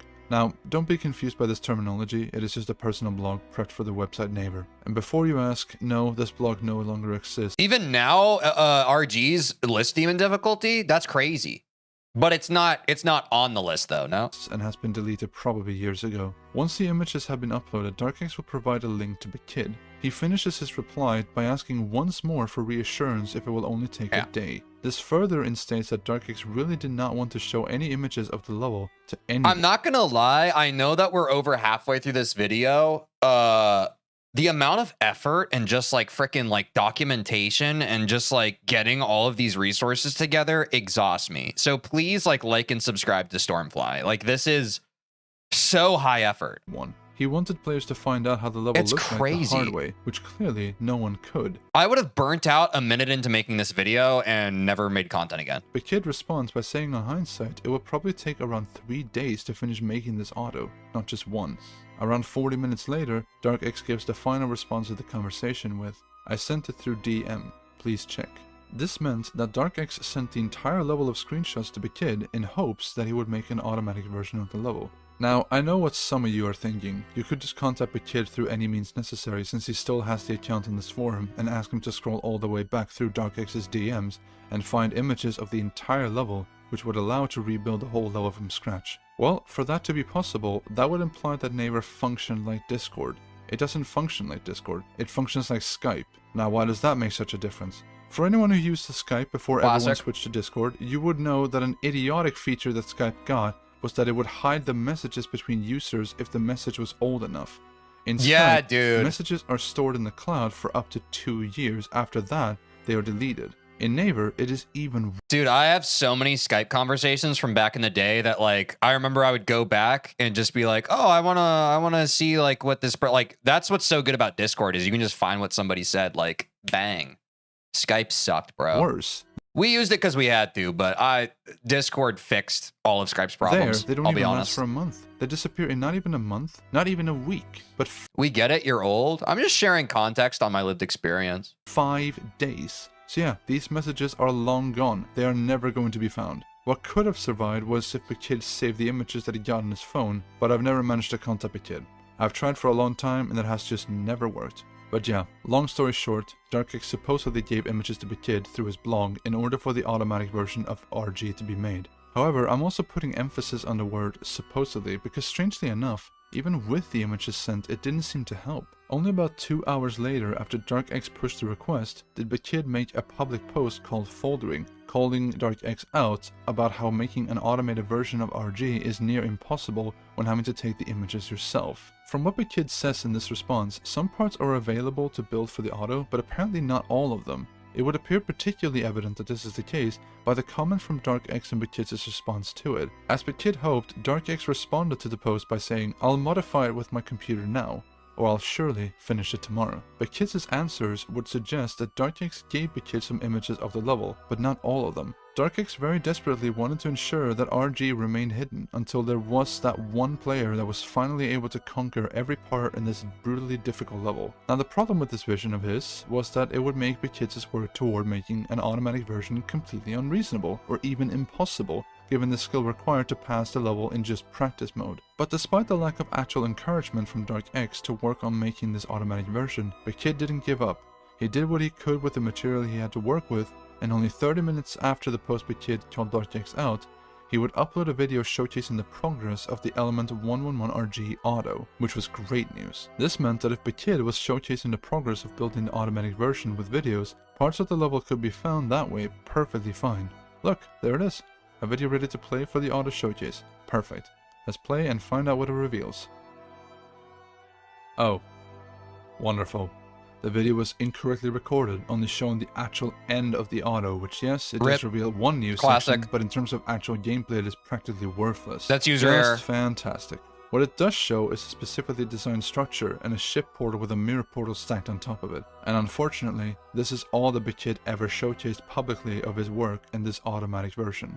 The next day on the 12th of April, Bkid would be showcasing progress on an entirely different level, which if you're curious was the level called Hazard Sector X by Centric Alpha. In less than 3 minutes of the post had been uploaded, DarkX would comment to Bkid regarding RG once more. And once more, DarkX is adamant on the idea of not showing the full level to Bkid, but instead encourages Bkid to make up parts on his own instead of actually following what RG had. It begs the question why DarkX even bothered asking Bkid in the first place if all he wanted was an automatic level mimicking what was available to the general community. It could be that DarkX had this idea of the community needing to take part in a joint effort to figuring out what was actually in the level, and then update the knowledge of the level accordingly. There was a very unique approach to this level's mystery. DarkX DarkX wanted to ensure the difficulty of this level remained as confusing and vague as possible. He wanted to ensure that players found out on their own.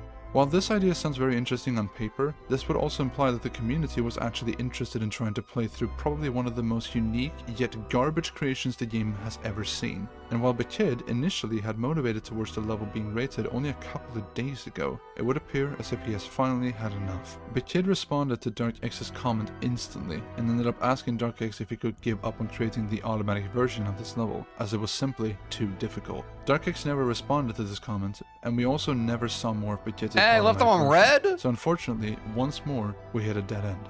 There were a couple more unique mentions of the level in this manner, like how the user GW Unicorn, who was doing custom level reviews at the time, wanted to cover RG showcasing a ton of images, like how we already did with DarkX's level Theory of Clutter. But unfortunately, none of these searches yielded anything. All of them resulted in dead ends with nothing gained. No images, no videos, nothing.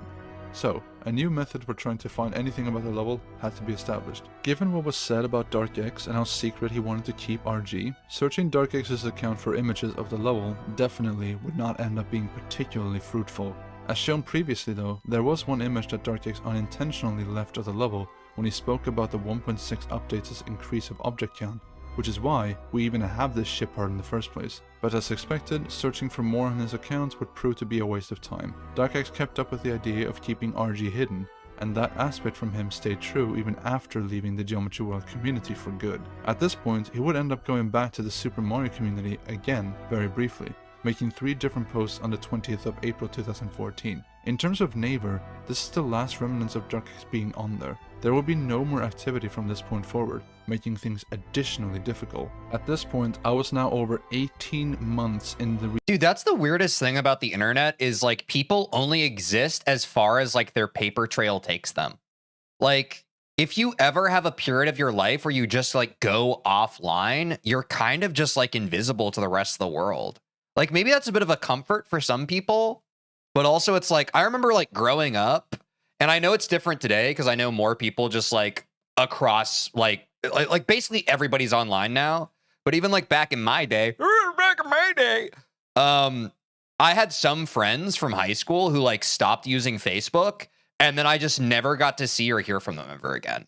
Which is like, that's how life used to work before the internet, was like you would just have people that like you knew from school and you'd never see or hear from them for the rest of your life, except maybe like a high school reunion or whatever. But like I had old friends who like, they just refused to have a presence online and they just basically vanished from my reality. I'm sure some of you can relate to that too. I'm sure like even today, there are some people who just like, they choose not to like keep on having an online presence and then they just like disappear into the abyss.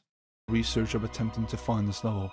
I hope that we're able to find more of a paper trail of X somewhere. Desperate, and in that overwhelming sense of despair and agony of wasting hours and hours trying to find a stupid level, I spent well over 50 hours just looking through post after post after post after post and after fucking post on the Geometry World. Do not use the F word, Stormfly. You will be demonetized by YouTube. Take it back right now. You still have... Oh, it's been uploaded 3 years ago. Coming up on 4 in 7 months.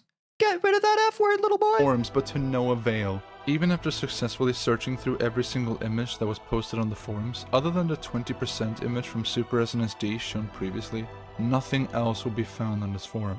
Geometry World was therefore officially useless. We then went for looking into players that might have still had their old phone and maybe had played RG when the level was still out. No matter who we asked and no matter what player we could think of that might have had the level or played it, did not have the level on their phone or saved anywhere. I then decided to contact Vipren, one of the biggest creators in the entire game, who had direct access to talking to RobTop on Discord. I brought forth the question of whether or not I don't want him blowing no fire on this me. Game in the earlier updates, which if he did of the 1.7 update, RG might still be on it. We would probably never ever be given an actual copy of the game's contents from the developer himself. That would just be outrageous to expect. Wait, Vipren's that one guy, no? But it would be reassuring to know that it is available in a safe location. But Vibrant filled me in on the fact that RubTap only began to do backups of his game more recently in 2017, way after RG was already long gone. With all the methods considered, contacting every single person we could think of who might have had the level on their old phone, looking through every single social media platform with images and videos available,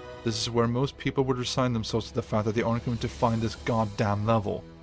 But then, we had a breakthrough. In early October 2022, me and my friends discovered something pretty interesting. By looking at one of the first Geometry World posts by... Ooh, let me guess what they discovered. They found like a really cool rock outside while they were walking a nature trail.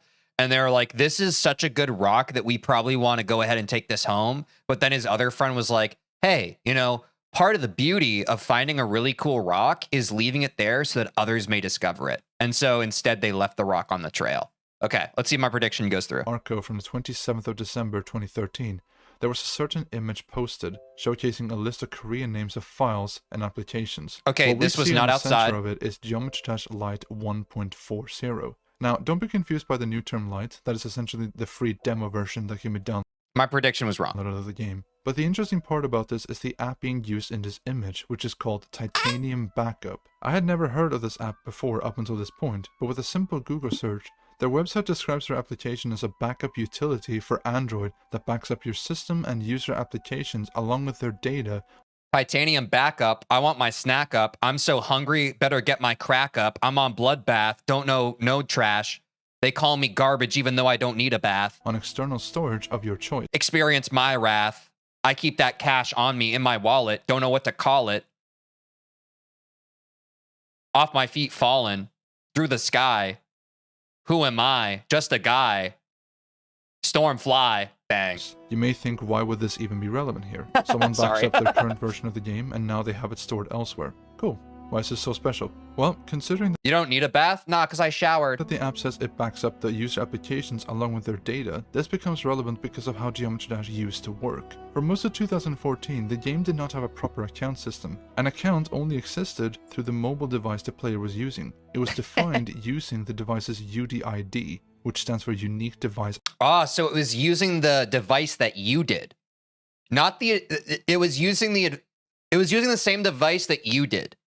The one that you were using. Do you understand the pun? This is a whole who's on first. Can you imagine? Like, he's just like, this is using the device you did. Yeah, nice one. Exactly. If he hadn't explained, then like someone watching the video in an organic way would be like, the device I did. And he's like, no, you did. It was using the device you did. I did? No, you did. Who's on first? What's his name is on third? And then they kiss.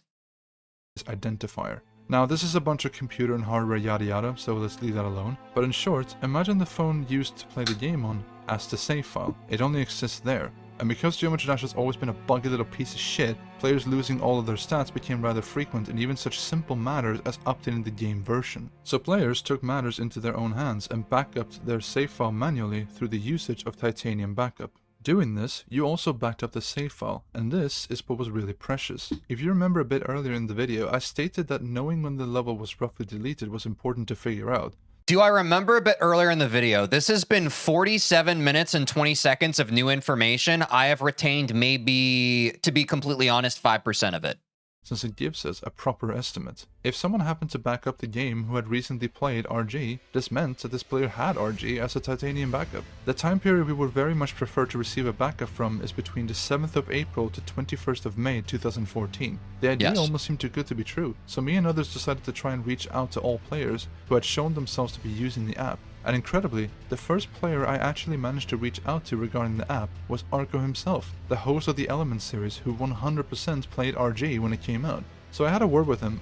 Yeah, that was my alt, guys. Sorry I waited this long to announce that's my alt. And I asked him about the Titanium Backup app, trying to see if he still had his old phone and backups. And even though his images of him using this app was over 8 years ago, he still had them. He had backups of the game, plus his save files from 2014. This is it! We're going to find a level and be able to see it with our own eyes. Look, there they are. Arco gave me his backups, all of them from 2014.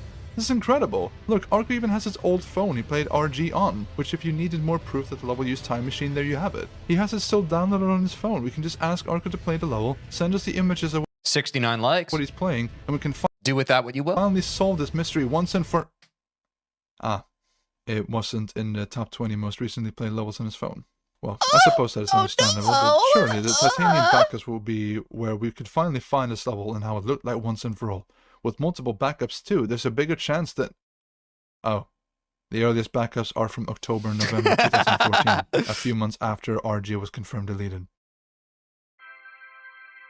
I mean, could anything... Wait, was that Stormfly face reveal? Wait. Wait, dude, comma and freaking period don't work on my keyboard. Months after RG was confirmed deleted. So he's not a oh, well, first of all, this is inappropriate, but he's not a dragon. I mean, could anything else be expected differently at this point? But okay, now, since I glossed over Dragon these nuts! a statement here, let me go back a little. Why did it matter that RG was in the top 20 most recently played levels? Well, you see, as I said earlier in the video, the local levels folder will keep downloaded levels on your account for you, but to a certain extent. By default, the 20 most recently downloaded levels will stay on the mobile device locally, but as soon as a downloaded level is out of this top 20, that local backup of the level itself is immediately gone to save space. And that's what I was trying to tell them. Understandable in terms of game development, but absolutely unbearable for trying to find this godforsaken level. This one really hurt. We had a brilliant idea on how to actually find this garbage level, and here we are back at square one again. We tried to ask others as well about the backups, but unfortunately for most of them... Bro, just hit me up. I could have told you. I literally got it in my pocket. It's just a little thing. It is just too late. Most people got rid of their backups in old mobile devices years ago, and that is perfectly understandable. I got rid of my old phone I used in 2014 years ago, so why would this be any different? This left us empty-handed again, and perhaps there's someone out there with a titanium backup containing a save file, but it is somewhat doubtful at this rate. We've asked other users who we knew used the app back in the day, but from the making of this script and video, it has only concluded in two other results. Number 1. The player in question was impossible to contact or under certain circumstances unreachable, despite us knowing their whereabouts. Why didn't he just ask Candace?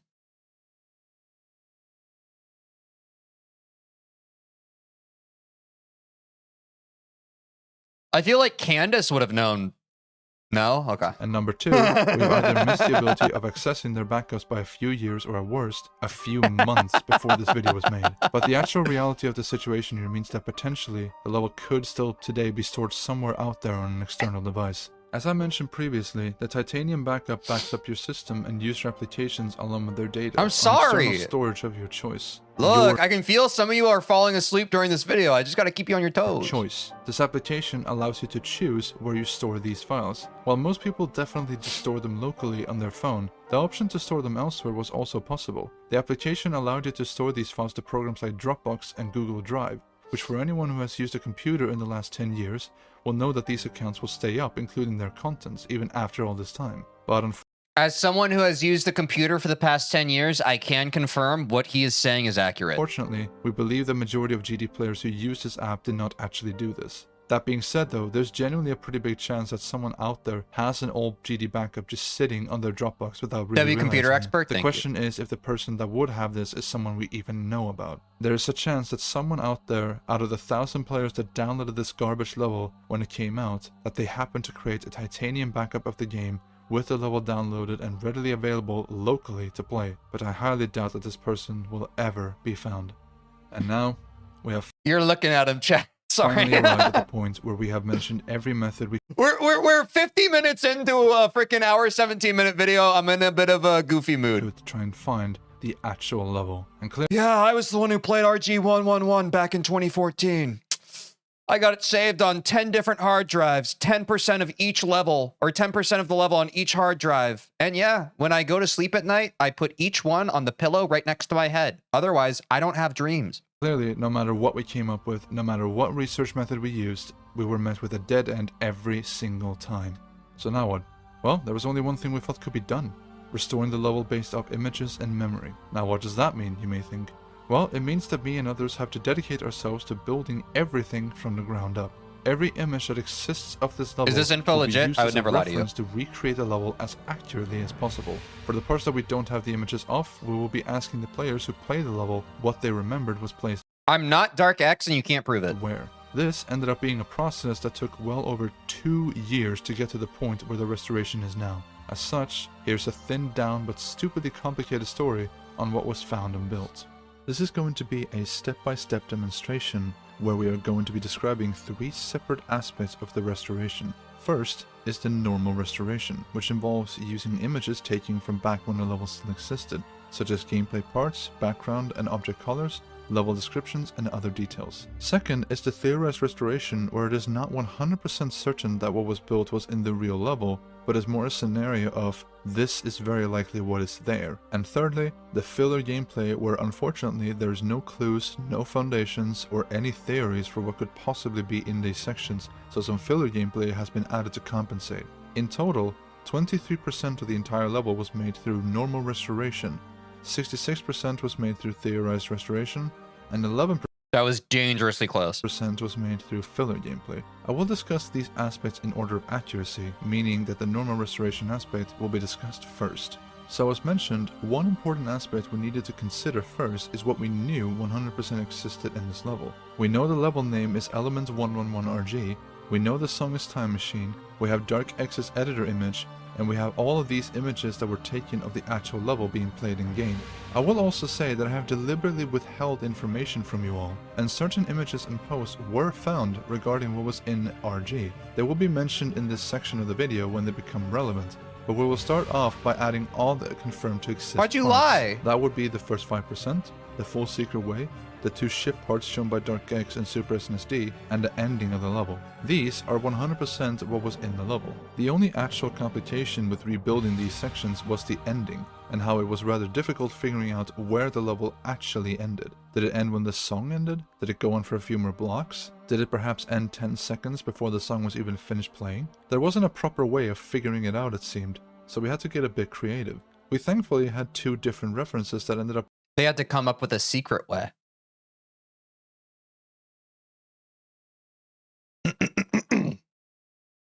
He said there wasn't a proper way, so I said they had to come up with a secret way. He said there wasn't a proper way to figure it out, so they had to come up with a... There wasn't a proper way, so they had to come up with a secret way. +2, thanks. Being a perfect reference point for establishing the true length of this level. DarkX's editor screenshot and Super SNSD's post "Are You Lunatic?" By using the BPM lines method mentioned previously, Put tape on this guy's mouth? Determine Oh, exactly come where on. on the level the shipboard shown by DarkX was meant to be. We at the time cannot figure out where it was vertically, other than knowing it wasn't on the ground. Alongside this image, we also have Super SNSD's image of him claiming he could not get further in the level than 20%. We know that DarkX's ship part comes before Super SNSD's, which helps us out immensely. If we combine the 3 different parts, DarkX's ship part, Super SNSD's ship part, and the final part, by determining the percentage difference between the final part and Super SNSD's ship part, it will give us the correct placement. We can also double check this by seeing if the parts at the very beginning still has the appropriate percentages based off what can be seen in progress bars. And with that, Bro used the Pythagorean theorem to rebuild the level. we figured out where another If you don't know what that is, don't Google it. I said something smart. ship part in RG was located.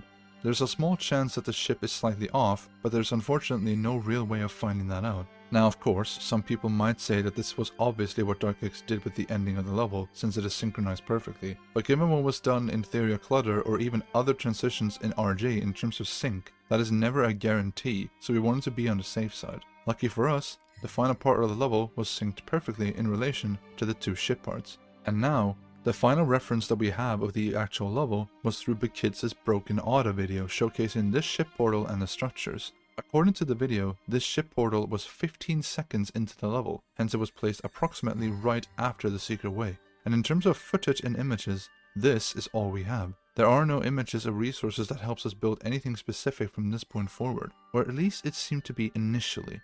One aspect that ended up being very important to get right was how the secret way was built. It actually ended up coming in handy with figuring out how long the part above was supposed to be. As shown previously, It all goes back to the secret way, chat. You thought I was joking around? I planned that. I knew it. on the 11th of April 2014, the Korean user Star took a number of screenshots of the known secret way, which was very beneficial in rebuilding it. However, the secret way has some hidden details that Can you watch the video at ×2 speed? I got places to be. Yeah, I gotcha.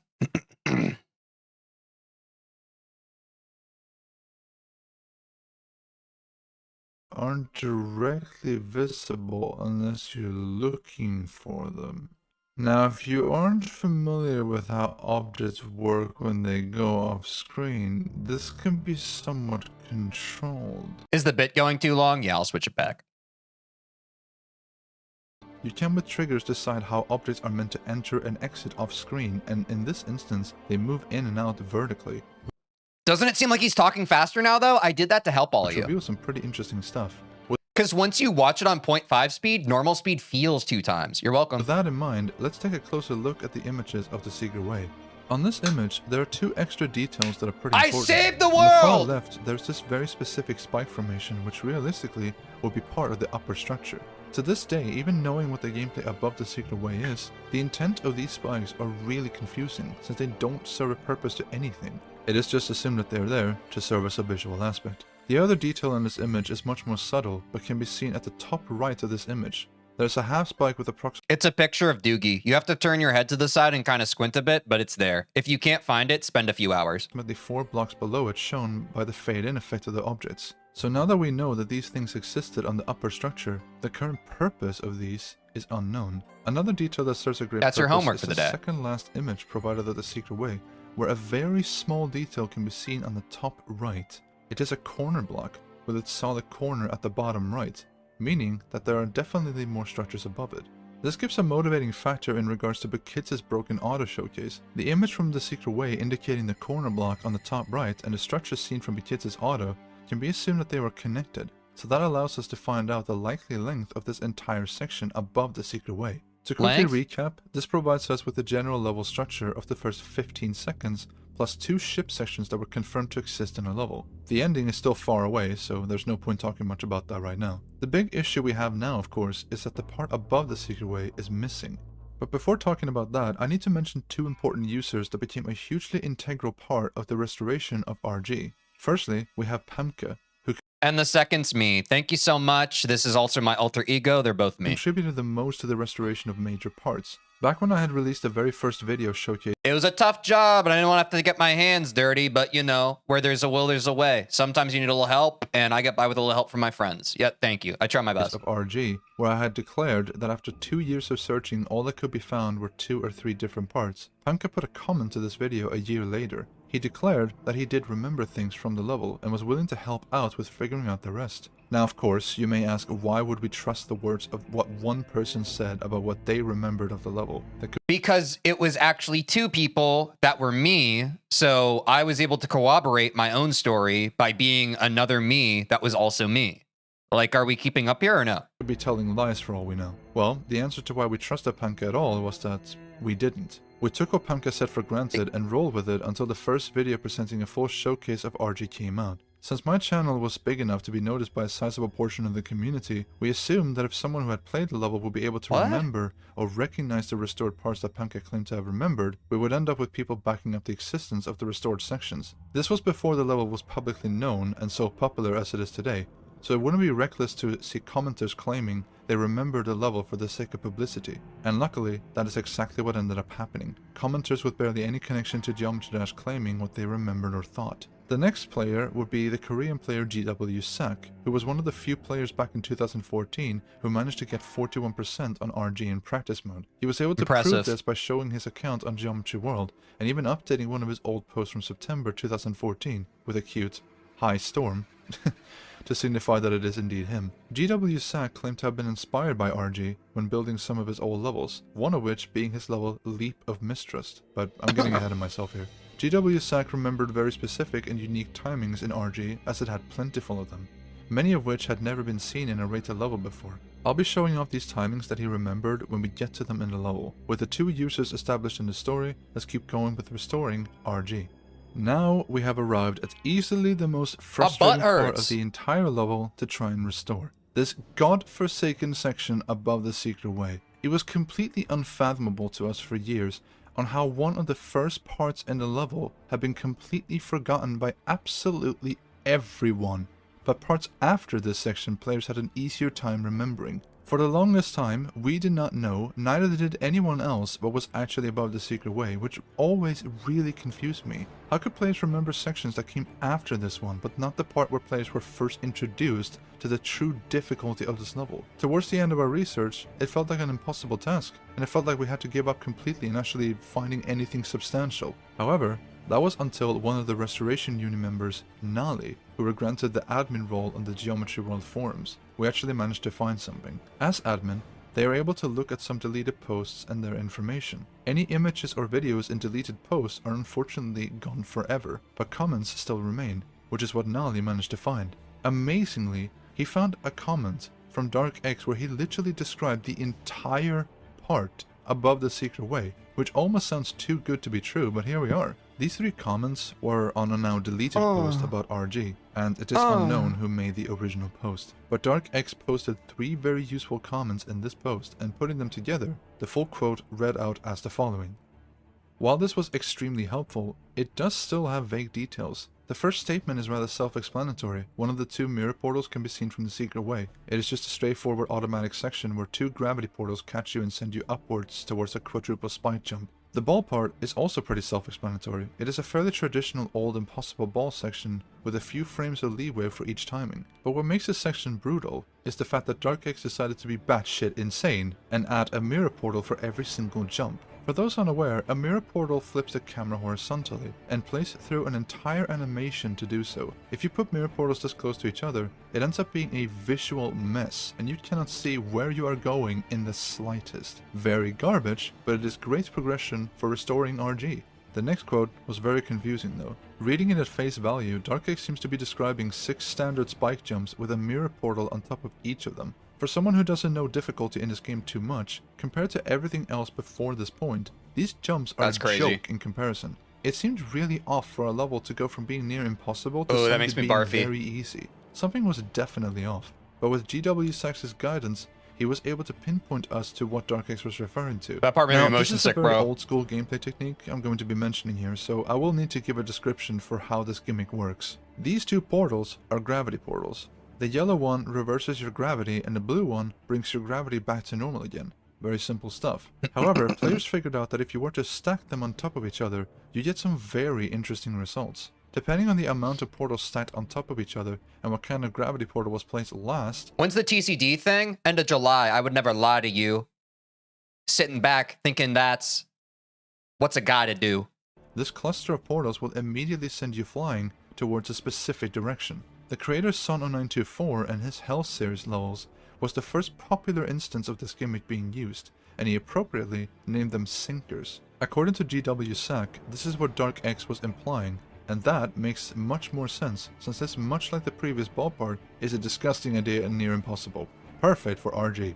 However, there is a problem. With everything that DarkX described in his quote for the whole part, it is not quite enough to fill in for a whole section. For someone who tried to make a near impossible garbage mess, I find it hard to believe that DarkX will let you rest for 2 seconds of nothing, while everything else around the section was stupidly hard. There's a tiny section missing. Thankfully, this is where GW Sack comes in and speaks on what he remembers in this part. Apart from all the spammy garbage seen in this section, there's one unique timing that he remembers from this level. The timing was arranged like this, which, yeah, I don't think you need an explanation for why this is so hard if you've played Geometry Dash before. But what is incredible here is that this makes the whole section fit. The length of all 4 separate parts put together fits this section perfectly. The length is just right. The first 11% of RG, that is 15 seconds long, just like BKids' automatic version would suggest.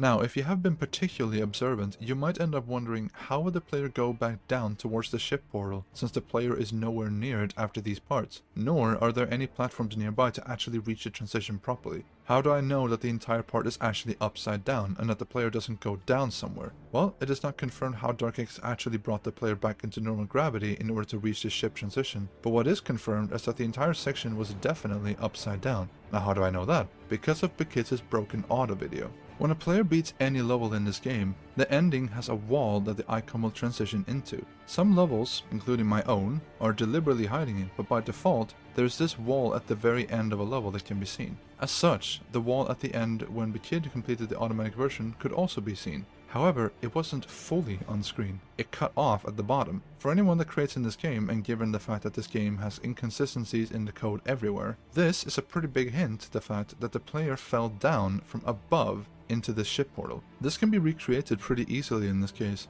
All we need is an orb timing that will bring the player into normal gravity and everything lines up perfectly. Admittedly, there's no real way of confirming what DarkX actually did to bring the player back down, but this will have to do. With that finally settled, the first 11% of element 111RG, ignoring potential minor mistakes, is now fully restored. As displayed by Bikitsin's auto video, the next part coming up is a ship section, and thankfully, we already had some of this ship gameplay. The DarkX editor screenshot and Super SNSD image of 20% fits in perfectly here, and it also showcases where the ship section ends. However, the first section of the ship was, much like the previous section before it, completely unknown and forgotten. That fact seemed to suggest that the usage of mirror portals didn't stop at all, and that the camera movement mess persisted, which was a pretty big problem. One of the gameplay gimmicks that Pamka claimed to remember was a pretty appropriate fit for this section. A yellow orb ship timing into a vertical spike gap. But it didn't really suffice for an entire section to just create this timing over and over. It didn't feel like the DarkX style. For years, we had no idea where to actually place this, nor did we have any decent idea for what to add here because it never felt like it fit. That was until we found another Geometry World post from Majako. In this post, he doesn't talk about RG per se, but rather makes a reference to it through a different level called Electrodynamite by Siri. In this post, Majako was making a review of this level, showcasing a number of different parts across the level. He doesn't have too much to say about the level, but he makes a very interesting statement at the end of all the images. The most important aspect of this quote is that Majako mentions the UFO parts are too extreme and that supposedly it reminds him of the normal routes in RG. For reasons I will discuss later, it can be safely assumed that this part Majako was referring to was in the first 40% of the level somewhere. As such, the only place where this statement could make sense in the level was here, as all other parts fitted where they are currently at. Combining Pamka's ship gimmick and the cluttered-like buzzsaw designs from Electrodynamite, and we end up with a part that is very likely to have existed in this level. Of course, there's no guarantee at all that this part is supposed to be specifically here, but at least, there are exterior motives for this part to exist in the first place. And by continuing the trend of adding mirror portals that constantly flip the screen horizontally, like the previous part, this ship part feels like it belongs in this level. We obviously would have hoped for an image or something more accurate and useful, like a DarkX quote that actually described how the part looked like, but we take what we can get. With this new section combined with DarkX and Super SNSD showcase parts, we have yet another section of the level complete, with the first 20% of RG very likely fully restored. Before moving on, we can make one final use of the image at 20% by, once more, looking at details that are almost off screen. If you remember the Secret Way images and how we could see very tiny details on the left and right side of the screen, there's a similar situation here. On the top left of this image, we can see a cluster of objects with two of them being differently sized spikes. A creator can control how objects are to fade in and out of the screen, and at this point in the level, DarkX decided to change it, and now they enter the screen differently on the horizontal axis, making the objects overlap for a brief moment. As such, this now becomes much more complicated in figuring out what kind of jump this is. However, we are still able to tell how far away from the player they are by looking at the opacity of the object textures. Some of them are more transparent than the others since they aren't fully on screen yet, and the opacity of these objects are influenced by their distance from the player. Following these rules, we can establish the actual placement of these cluttered objects is this. The only way this design made any sense to me was if it was created into a timing like this. It is both difficult and unique, very fitting for a difficult DarkX level. Given what Pamka claimed to have remembered from this point forward, the quad represented by this timing makes perfect sense. Okay, so from this point forward, it is going to be very difficult talking about any of the other restored parts, since majority of them don't really have a 100% accurate foundation as to why they have been designed the way they are. Out of the remaining parts in this, there's only two sections that come from a publicly available source. As such, we will now jump around in the level a bit, starting off at the section at 28%. Combining every other memorized section, this ball timing is pretty much confirmed to be in the real level somewhere. Now, how do we know this? According to GW Sack, he stated that he was inspired by some of RG's gameplay setups, and used one of the ball gimmicks in his own level, Leap of Mistrust, which can be seen at the beginning. Upon looking at this part, an experienced player would know that in today's version of the game, this timing is free, since the ball game mode was changed in the updates that were to come. In the earlier updates, the ball worked very similar to the cube. If the ball hit a ceiling, it would, much like the cube, instantly die. When taking that into account, this turns the part into a ball timing where the goal is to avoid the ceiling. But in today's version, the ball will simply bounce off. With all the years of experience that I have seen of players and creators attempting to fake information, let's just say that I can tell that this is a legitimate source. I know that in short, that means I'm saying, trust me, this is real, but given that this is a timing that I have never seen in any level before it, it matches the creative approach that DarkX had, plus the intended timing was broken in the current update of the game, which most fakers aren't going to consider when building. I know for some out there that probably will not be enough, but it goes to show how desperate this restoration project has become. The final section that I would like to give a mention came from one of us having an idea for researching on Geometry World. Given that this forum is Korean oriented, perhaps some users felt the need to describe the level with the Korean name for Rowan Genome, and thankfully, putting Rowan Genome into Google Translate brings with it an official translation, which reads out like this.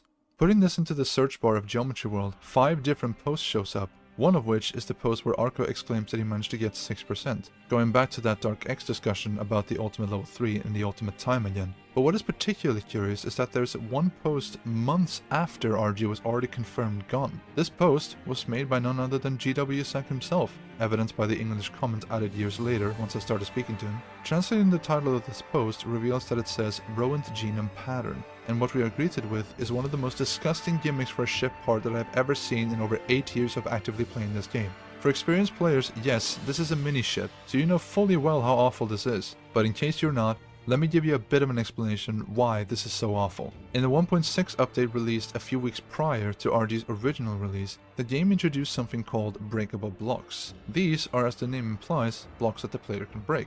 But dependent on the game mode, they function differently. With the standard cube game mode, the player can jump into them and break them upon impact, but they cannot be broken when gliding on top of them. When reversing gravity, this obviously works identically, but the other game modes that existed at the time, the ship, ball, and UFO game mode, were not able to do this. In fact, they are only able to destroy the blocks that are directly in front of them on the same horizontal level. Trying to jump or go any vertical direction with these blocks surrounding them is impossible. It has to be aimed correctly before you start breaking these blocks. With that in mind, and we look back at this disgusting gimmick once more, this demands you to hit 2 blocks at the same time with a mini ship 6 times in a row, whilst also making it through an already tight spike gap. The hitbox for pulling this off is so insanely tight that the idea of even doing this today on a PC is ridiculous. To our knowledge, there is seemingly no player in the entire world that ever managed to beat the unnerfed version of this level in practice mode, which always came across as weird, but if this gimmick existed in the level, it suddenly explains why. With other old impossible levels that were rated at the time,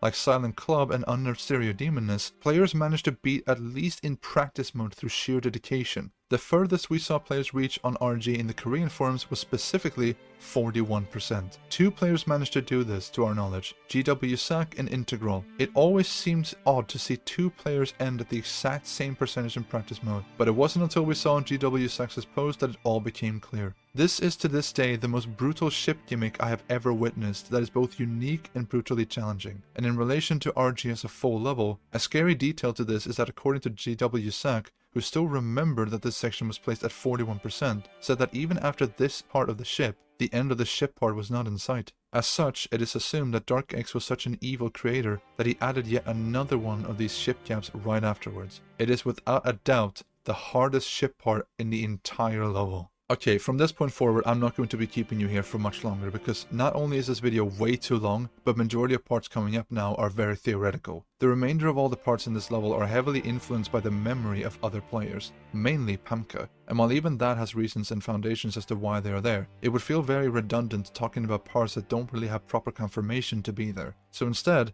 I will provide with a list of descriptions for each memorized section, along with an explanation for why they are there.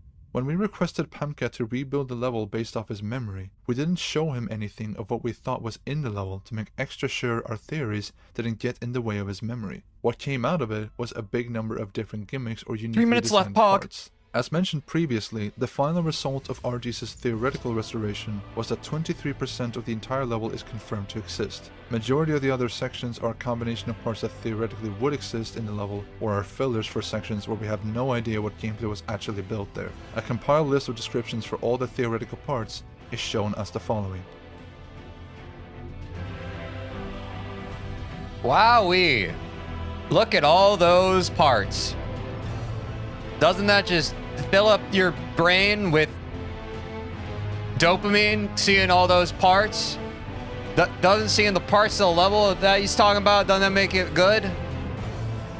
My head is full of so much information I can't compile it. The story about element 111RG and the final conclusion in trying to find the level. I've kept you here long enough, so I will make this brief while showcasing the fully restored version of element 111RG. This is just me writing on a whim, not really caring about how it is phrased anymore, and this is just me speaking my mind. A massive, massive shout out to all the Korean people that I have reached out to in order to gather information or translate the ridiculous amount of posts and threads that I needed. It couldn't have been possible to get this level of detail without them. I wanted to list them all, but genuinely there are just so many to list, and I've unfortunately lost track of some of them. So I'm genuinely just going to thank the entire Korean Geometry Dash community for all the help you've given me. And massive, massive thank you to the Restoration Union group for all the absolutely insane level of research they put into this subject. Some of these findings are to this day credible, and the story would not be this complete without them. I owe them a lot.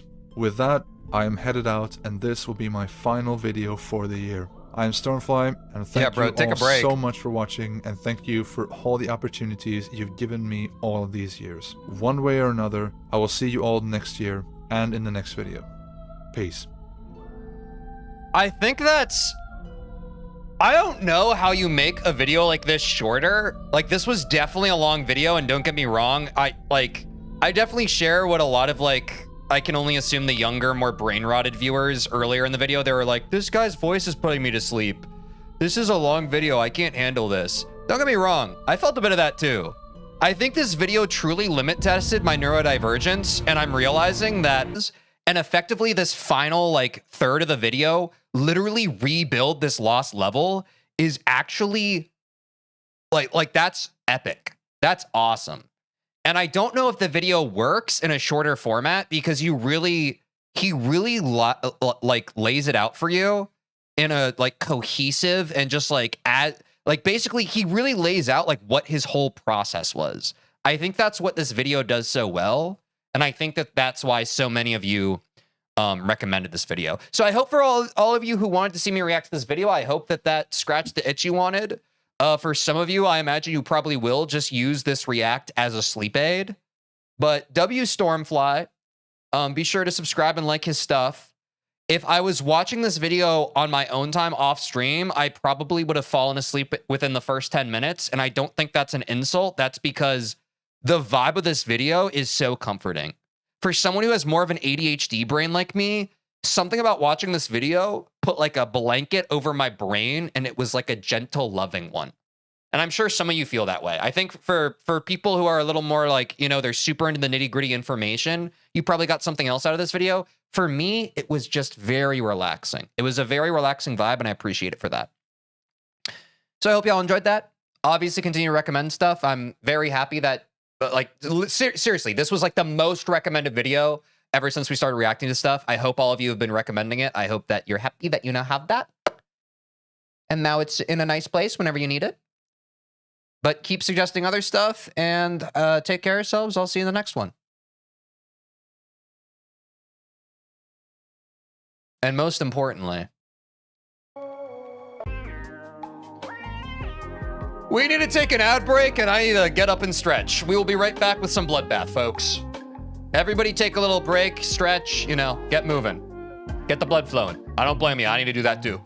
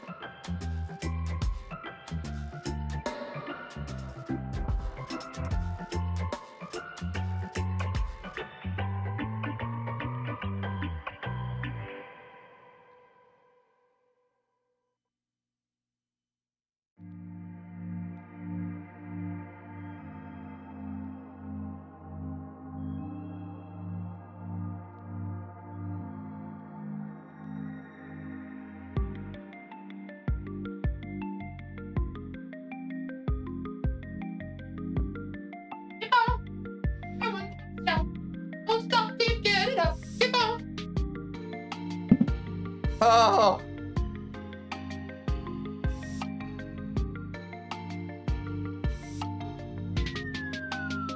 Holy bro.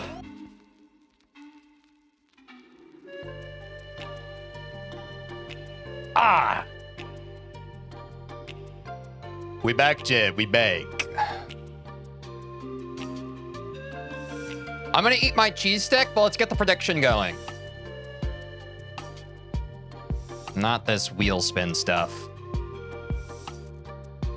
I know we talked about recently, chat, potentially getting a middle run. I need to work a little bit more, I think, probably this weekend on getting, like, Michigan through crack a little more consistent off stream before we do that. Because I revisited those parts off stream the other day, and they're just not there yet. So I think that we should keep on trying to get longer runs to 100. So we'll continue with that today. For those of you who missed it, I think a couple days ago... did we play any Bloodbath yesterday, y'all? I don't think we did. I think day 33 was another no blood. We warmed up. We played it for like 10 minutes.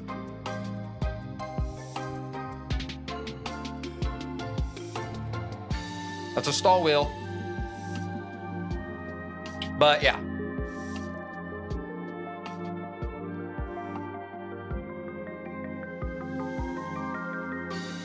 Bro, we're already over 2 hours into the stream. Holy, that was a long react.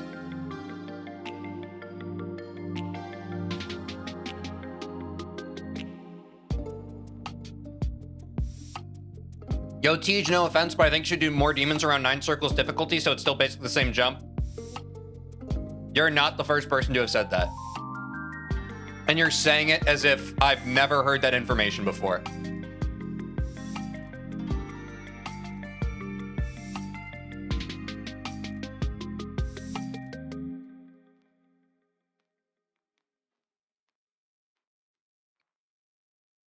Welcome to another episode, chat, of Is It Rage Bait or Is the Chatter Naive? And we'll never know. We'll never know the true answer. Good luck on Bloodbath today. Thanks, Nate. Appreciate you, man. Ori's new. Yeah, that's also true. That's a good point.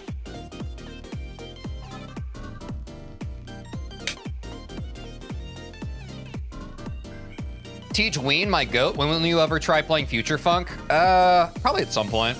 It could be a wheel spin level. No, I'm just naive AF. Lamau, this is my second stream I've seen. Oh no, I don't. You don't need to feel bad about it.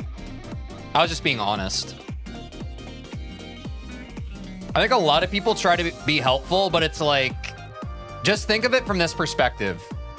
I'm a noob to the game, making a very big jump, and I've been streaming it for 34 days now.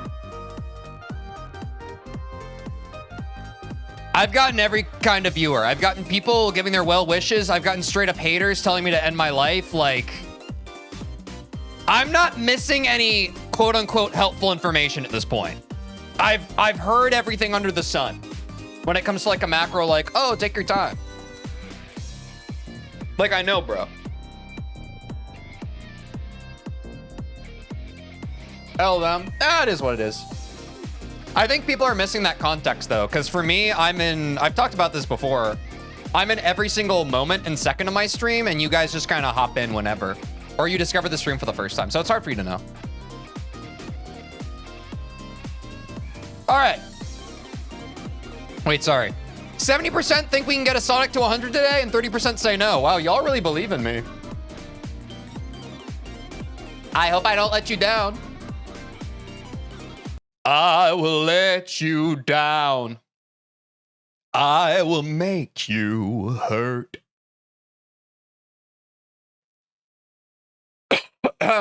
Excuse me. Excuse me. All right, I guess we game. I guess we freaking game, man. There's nothing else to do. There's only one thing to do.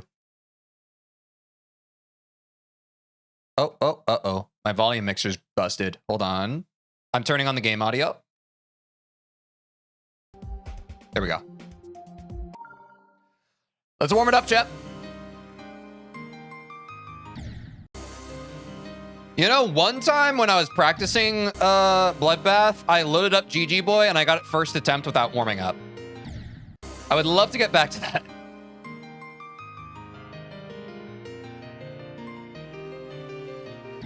Oops.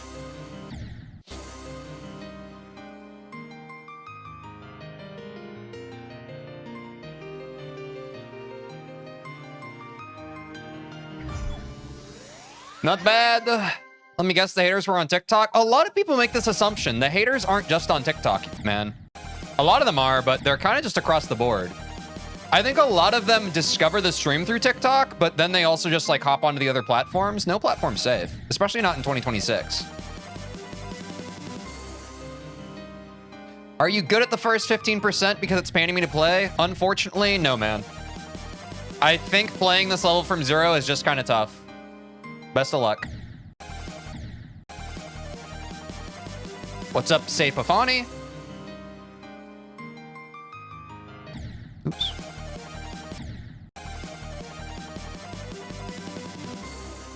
Usually it's Twitch that bullies the streamer from everyone I watched. It's actually not. It's like, honestly, I think it's TikTok and YouTube mostly because those are algorithmic based.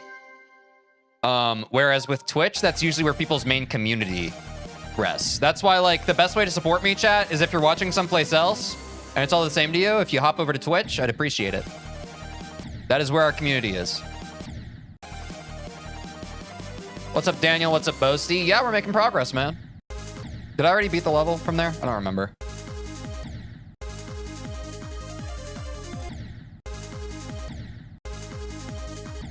Ooh.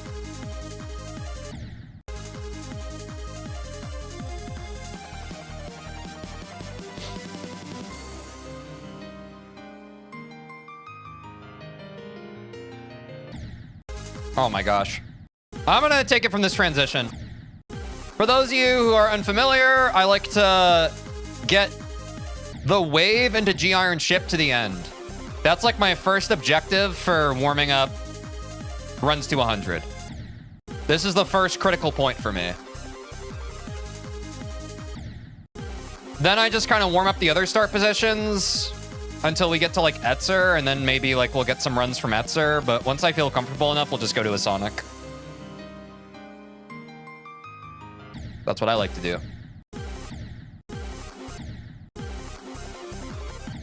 Good luck on any runs you're gonna go for today. Thanks, man.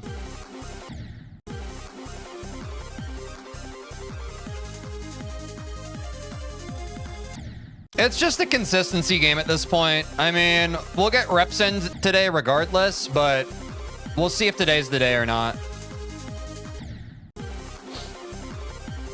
It's definitely an ebb and flow at this point. They say progress isn't linear, and on Bloodbath, I definitely feel that. There are days where I'm locked in and on, and days where I'm just kind of off.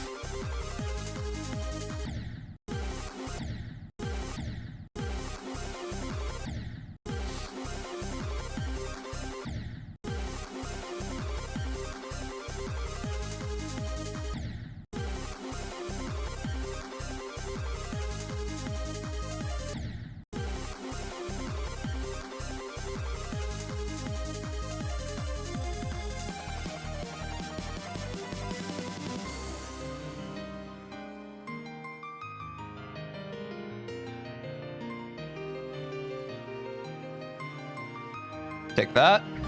Finally.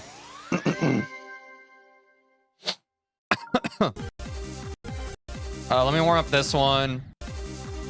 We don't need to do every single one of these from zero, in my opinion. Just need to warm it up. Yeah, it feels fine.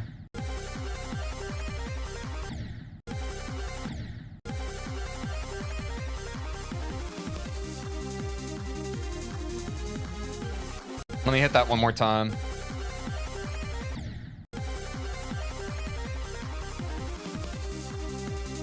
Feels a little off, but that's fine.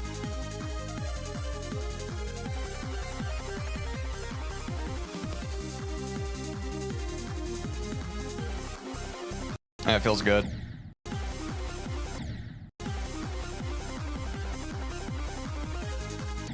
Etzer is still the main part that needs consistency here. So that's the part that I want to give the most attention. This is where the most runs end.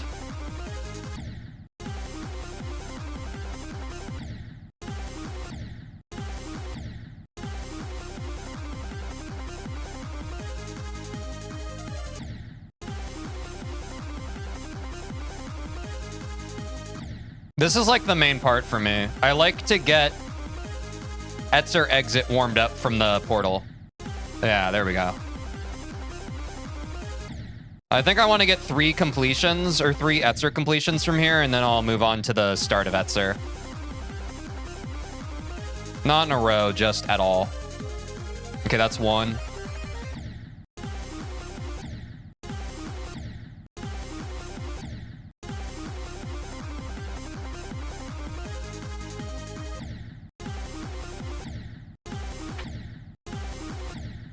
Died to that Etzer ship 1 too many times from 0. It's tough, man.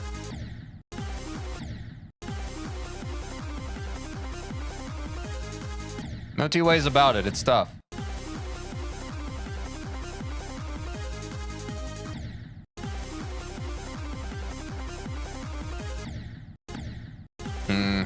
It's feeling shaky today. Might just take a little more time to warm up than usual.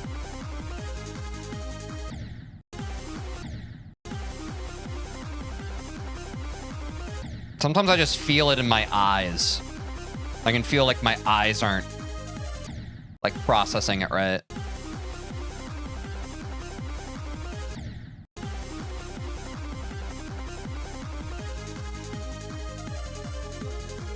Okay, that's 2. I know I'm choking Havoc. I don't really care. It's not my primary objective with doing this right now.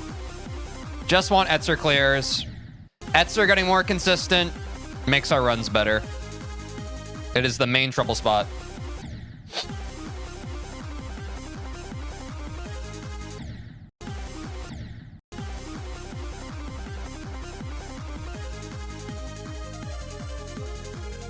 And that's 3. That's fine. All right, let's see beginning of Etzer. If you can believe it, my beginning of Etzer is actually less consistent than that part. Because of that damn... Right here, I hate these last 2 portals. I'm just trusting the process here. I'm hoping the best for, like, eventually it's going to all click if I just keep on putting it in the work. But these clicks are just not going into muscle memory, really. It's getting better, but...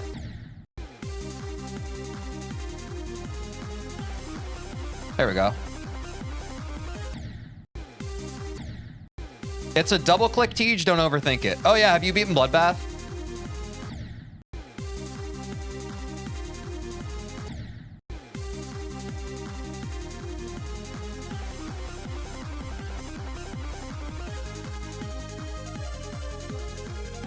I have it in 3 runs. Okay, so you haven't beaten it. Okay. Just want to make sure.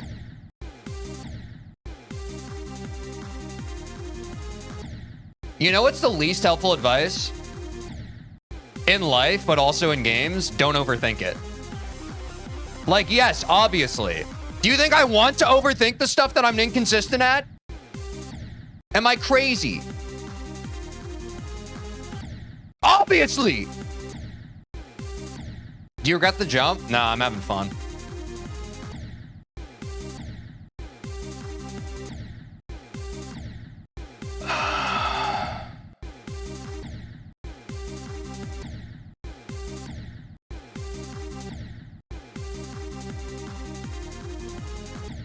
Do you have anxiety? Stop having anxiety. You keep choking that one part? Stop choking that one part. Right, right.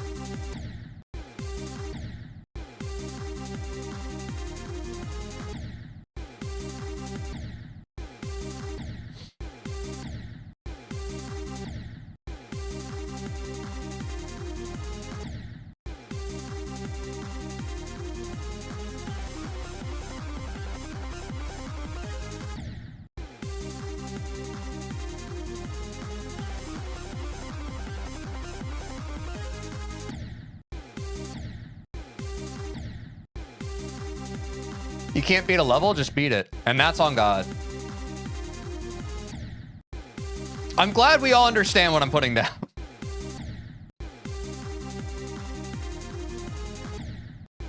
I think this jump will have you a lot better at ship by the end. Yeah, that's, I mean, that's already proven. I've had such a ship skill boost. Y'all feel what I'm saying? What part are you having the worst time with on Bloodbath? I would say just across the board, the difficulty is getting everything consistent and putting it together. There's no one part. Or at least my brain doesn't think that way. Some people might like view it that I don't. The way I view Geometry Dash is it's one big like consistency puzzle.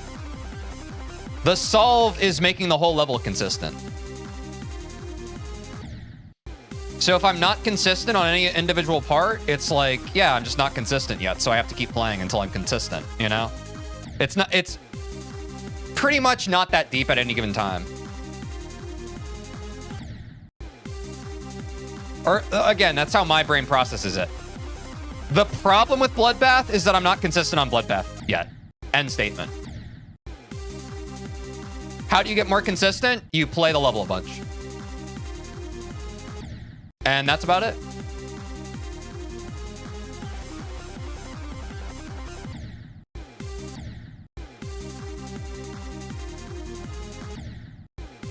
I love how I know Bloodbath's click pattern because of videos. I've never actually played it. Time to boot it up, buddy.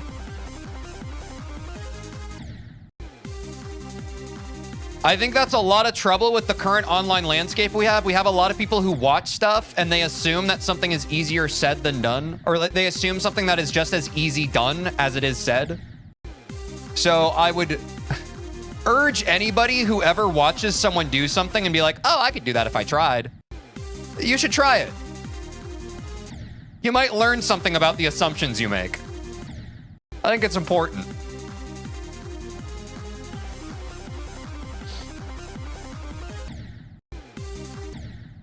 You can do anything, though, if you try. I'm not saying that you can't. I'm saying that a lot of people consider themselves experts when they just watch someone do something a bunch. And I think that that's a bit of a misnomer. I'm not saying that that chatter is saying that. I'm saying that that's something that is behavior that people can kind of fall into online.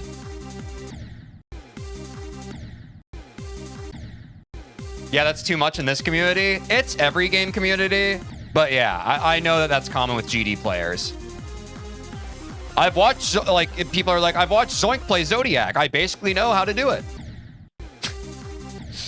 Like, intellectualizing a click pattern versus being able to perform that click pattern are two wholly different beasts.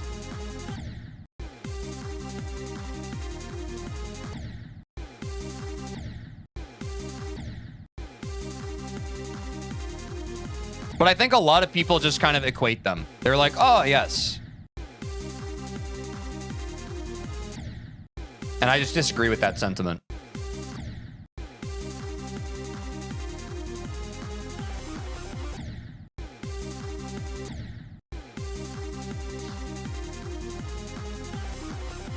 That being said, do I think that it's helpful to watch the level to learn it? Yes, absolutely. That was something that I like never did until recently. Arguably, I've learned some of Bloodbath that I was having, even Etzer, by like watching the showcase and like taking it frame by frame. Because I'm like, okay, what the hell am I doing differently? You know? Oh!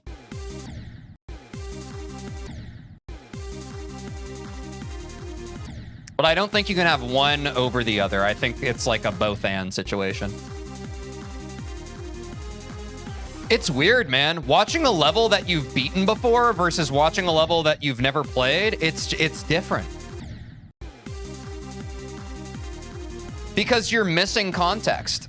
Now that I watch like people play Bloodbath, like since I've grinded so much of it and like I've learned the level, it's just a wholly different experience than when I first watched this level and it just kind of looked like magic on my screen, you know?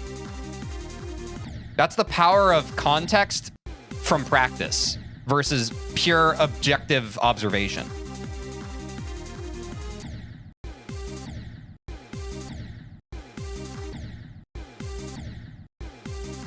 I mean, I think that playing from 0 on Bloodbath is really hard. And that's part of why, like, I'm just focusing on runs to 100, because I'm just like, okay, I need to get these parts consistent anyway, and honestly, playing from 0 on this level is, like, the least fun I have on it. So I'll just focus on, like, the actual fun part of the progression, and I'll focus on the freaking pre-drop when it actually matters, right? I'll focus on the pre-drop once, like, I said this before. Once I can get past Michigan and realistically possibly have longer runs, that feels a lot better to me than just, like, playing from 0 and basically guaranteeing I'm going to die on Michigan. You know what I'm saying? I'm not saying that there's ever going to be a time where I never die on Michigan, but I would rather greatly increase my chances of when I get past Michigan beating the whole level than not even having a snowball's chance in hell, right?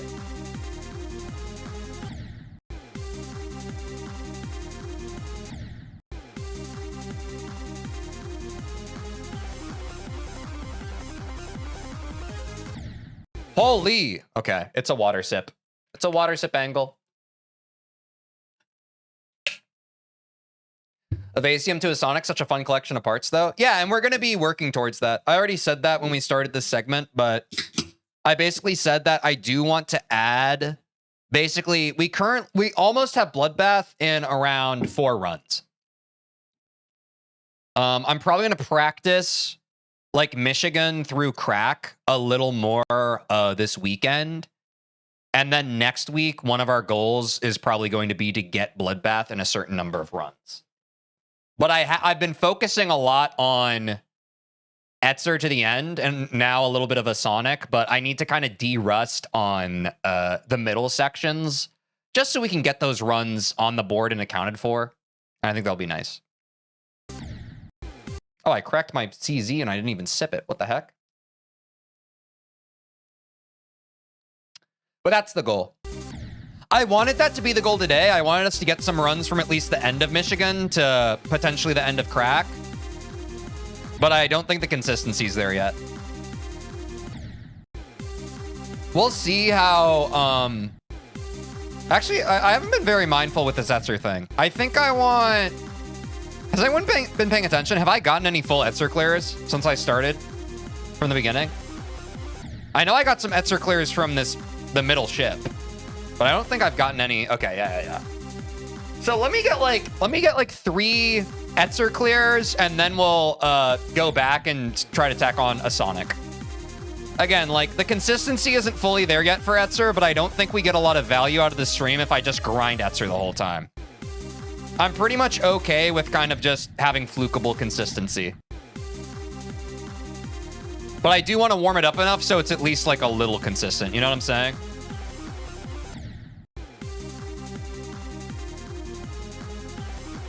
And that's getting a little better.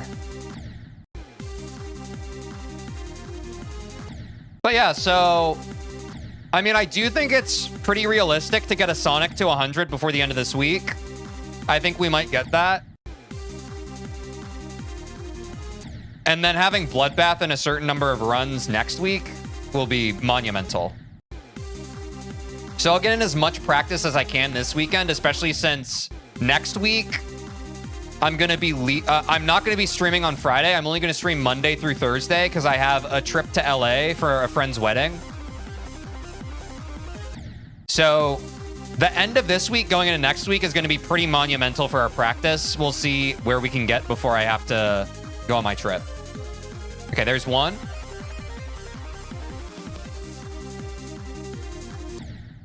Okay, we got one. We need 2 more from the beginning of Etzer, folks. Just Etzer clears. Just Etzer clears.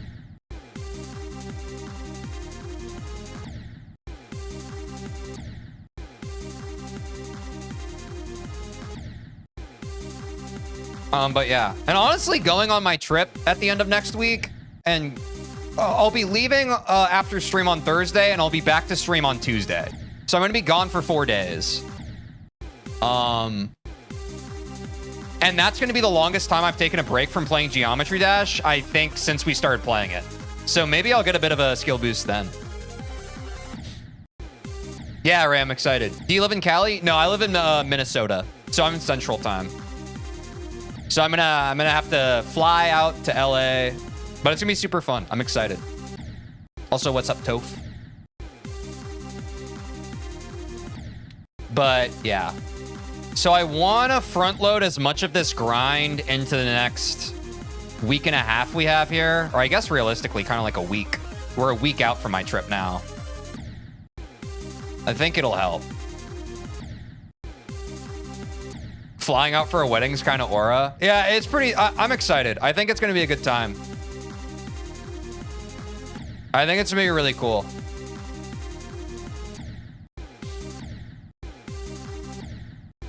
I am very excited for that. I also just, like, in general, I think that it's good to, one, take breaks, but two, also just a change of scene. No pun intended, chat. It's not a Geometry Dash reference. Just breaking your routine every once in a while is really good. So I'm also excited for it for that. Yeah, broadening your horizons type beat. I showed my hair for the first time in like 6 months 2 days ago, and people saying I look like baby you. Wait, do you have a pic? I don't have links in my chat. Does anyone have a pic? Toph did a hair reveal? Does he have the fierce flow? That's kind of sick, bro.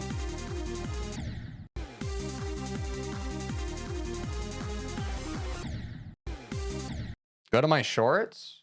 I got you.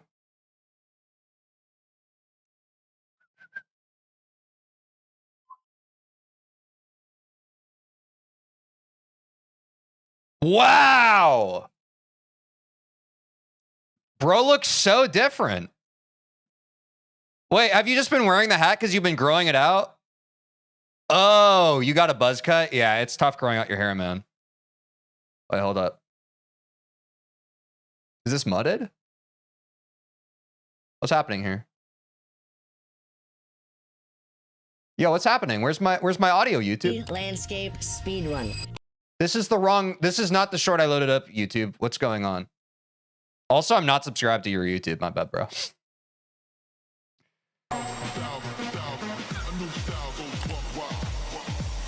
W sub.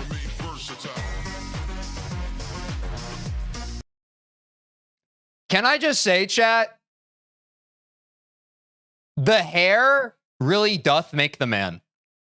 I'm not saying that you have to have long hair, but high key, it's a glow up, in my opinion.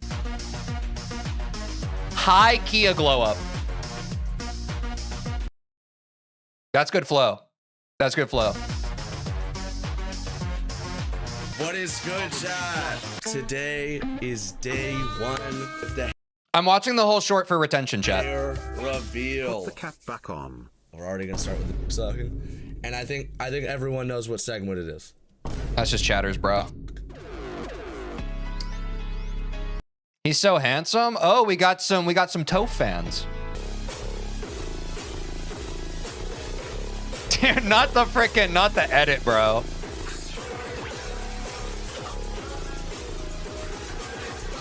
Bro's got to get on Omegle.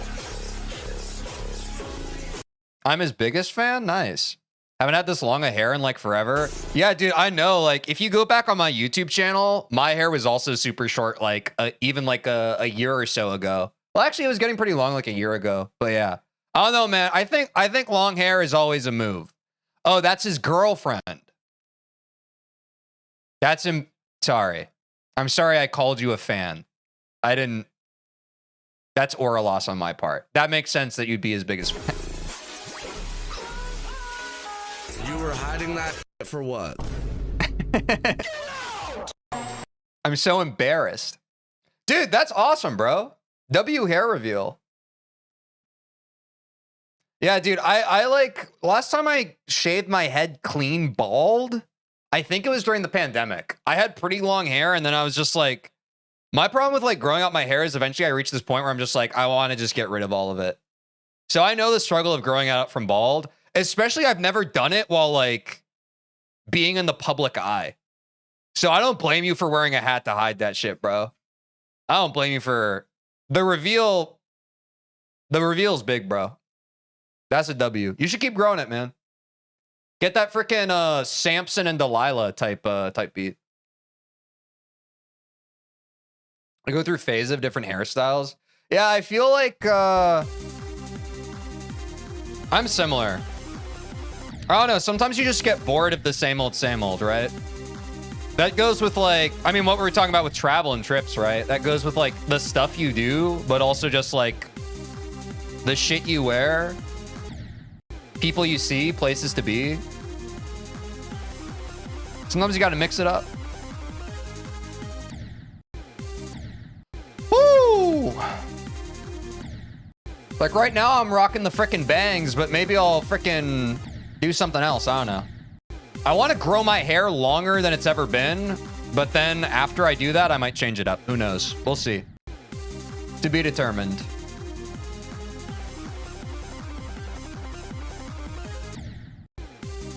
Bro, Etzer.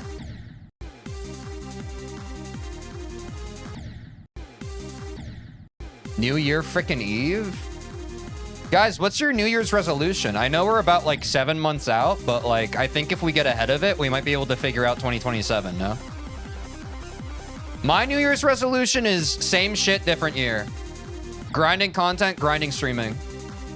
Y'all already know.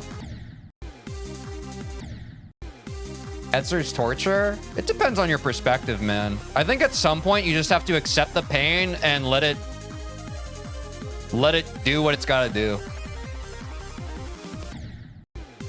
Was that our second Etzer clear from the beginning, or was that our third? Was anyone keeping track? Sorry, I was not paying attention. I think we might need one more before we go to a Sonic. Second? Yeah, I'd believe it. I have this same mantra like, oh, and today's Thursday, so I'm going to do it after stream. Whenever I'm practicing my basketball shot on the court, I have this like mantra of like, if I wasn't paying attention, like if I was ADHD and I forgot to count the shot, it doesn't count. Like I'm also practicing consistency with my basketball shot. And dude, it's crazy. It feels like playing GD. Maybe I'm just GD brain rotted, but it's kind of the same thing. So like if I'm trying to go for like 10 shots in a row, I'm just like, and I lose count, I'm like, all right, back to the count I remember I was at. Tej, you remind me of Ludwig so much the way you stream. I mean, that's probably by design because I have been watching Ludwig for years. And I've heard other streamers say this, like he does kind of have a bit of the blueprint, I think, for how you stream and make content out of streaming, like even now in 2026. Like I do think if you're someone who's trying to get into streaming and like figure out just what to do, I do think he's someone still to kind of like look at and research. I also have that neurodivergent trait that I think a lot of people do. I've had this my whole life. I can be a bit of a mimic. Like if I've had like friends in my life too. Like if I hang around someone a lot, I start adapting like all their traits and behaviors. I think streamers in general do that. I think like a lot of streamers have the brain rot where we're just watching so many streams that we unconsciously start behaving like the streamers we watch. If that's too esoteric for some of you to understand, it's something I've observed. For sure. Thank God Toph have my back. I know he knows, bro. I know he's a grinder too. I know he's plugged in. Because I saw, Toph, I saw that you were doing Minecraft speedrunning for a minute. So I'm sure you're plugged in with all those guys like frickin' Feinberg and like the whole Ludwig frickin' explosion of Minecraft content. Like, I know you're plugged in, bro. I do think we have similar brains. Yes, I do think that we think pretty similarly. We're also both very locked in on the grind, bro. Doing speedrunning on and off in 2020? Oh, nice, nice, nice. Dude, MCSR seems hard, man. I was trying to pick it up like a few months ago. It was a lot. Like I got all this stuff set up for it, like Jingle Jangle or whatever, like all that shit. I basically got... I was doing practice like all the way up. I think I got to like doing the eye navigation. So like I was able to figure out like pie charting and all that shit like in the nether. I feel like the nether's the biggest chunk to like have to figure out. Because obviously you have bastion routing and then the fortress and all that stuff. But it's pretty cool, man. It's fascinating. it's learning and shit's always changing. Yeah, I feel like, I don't know, dude. The MCSR community is definitely like super fascinating. It's cool that like it's kind of entered the limelight in streaming. And now like they're having a whole ass event for like a championship. And I think that's really cool. Like I'm glad that a big creator like Ludwig is actually like uplifting that whole community, because I do think that it's like a very special and interesting phenomenon of like individual players actively making the game better, similar to Geometry Dash, and the way Geometry Dash levels players and creators kind of move along levels, which is cool. I need to sip some water, bro. It's a whole lot of learning, and then it's just getting everything more optimal. Luckily, when I started playing, there wasn't that much text, so I've just learned new stuff as it comes, so it's not too much to swallow. Yeah, I feel you. I do think it's probably like the barrier to entry for MCSR is probably pretty high. And then somewhere in the middle range, it's like, you know, just like getting off your feet, and like if you just stick to villages instead of like overwhelming yourself with like other overworld type stuff. Like that's what I was doing. I was just doing like villages to kind of like have as much of a constant as possible for learning it. I feel like the skill floor for MCSR is very high. And then the mid-range is like, you know, pretty manageable. But then the skill ceiling is also very high. Which is why it's like, I feel like, I don't know, that's kind of like, GD again is kind of similar to that. Albeit probably a lower skill ceiling, since obviously in GD you have like freaking stereo madness and shit. You don't really have stereo madness in MCSR. You're kind of just thrown to the wolves immediately. But yeah, chat, if you haven't looked into MCSR, it's... and you have the kind of neurodivergence that's like, that likes GD, you'll probably like it, bro. It's a movie. And it's one of those things where like, the more you understand about it, the more fun it is to watch. You mean skill floor? Yeah, I thought I said that. Maybe I said it wrong.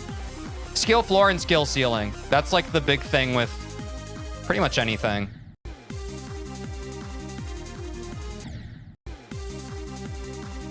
I think people have like, they have more of an appreciation for like high skill ceiling stuff. Because I think like sweats in gaming, they're just like, oh, if I can't like get like super stupid cracked at this game, then I don't want to invest time into it. But I think skill floors are a little less often talked about. My frickin' neck, bro.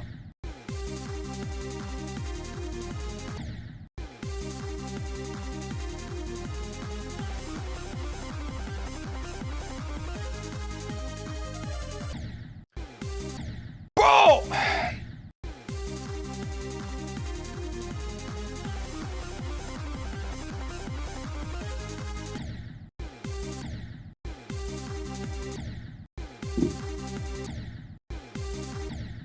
If a girl plays a game and looks somewhat good, she will grow so fast, it's kind of sad. Low-key misogynistic take, bro. That's crazy. Like, I get the point you're trying to make, but... Bro really does not have a way with words.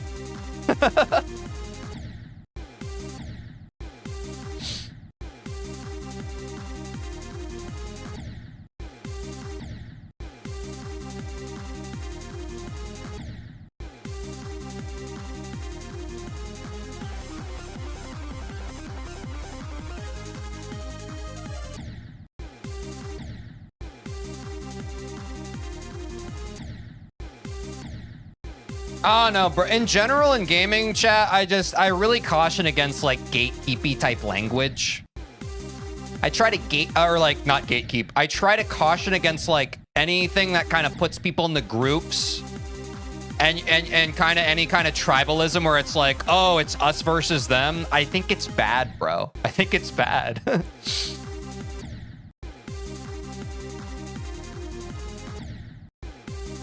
But I understand how your algorithm, or some of your algorithms, might be trying to convince you that that's the move. I would just say I don't think it is, bro. I think it's important to love one another and kind of and not build the wall between us greater than it already is naturally. It's always going to be there. You ain't got to help it.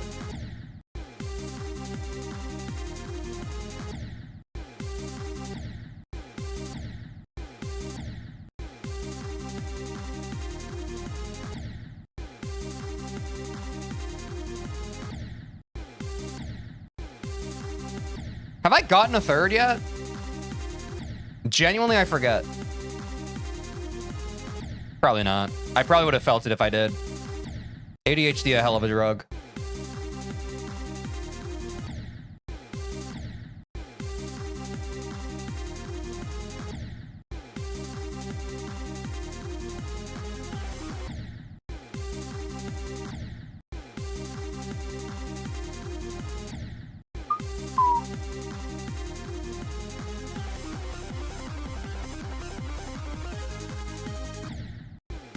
Damn, bro.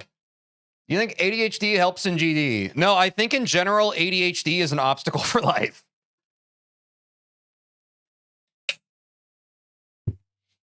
I think that most people who struggle with neurodivergence would hold the sentiment of like, kind of just wish my brain did normal stuff. I kind of just wish my brain released the normal chemicals instead of whatever it decides to do. I think in general, like people can learn to work around this stuff, but I think in general, it is a bit of an obstacle the way our reality is built.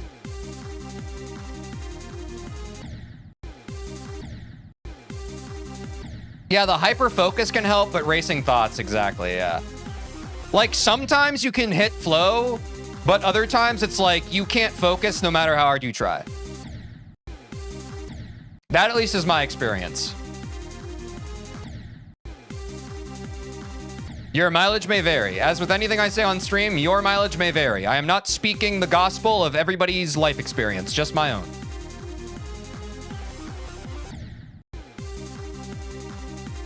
So if you feel some type of way about what I said and you are starting to type a message of like, actually, TJ, I have ADHD and I think it helps. Congrats, you might be right. And I refuse to argue with you. How are you only at 50 Twitch subs? You are worth more than that. Bro, you only get subs by people subbing. It is a simple truth. 50 people have subbed. And no more. I'm just trying to get an Etzer clear right now, but then I'm going to try and get a Sonic to 100. But this third run from the beginning of Etzer's taken me a minute, but now we got it. Never mind.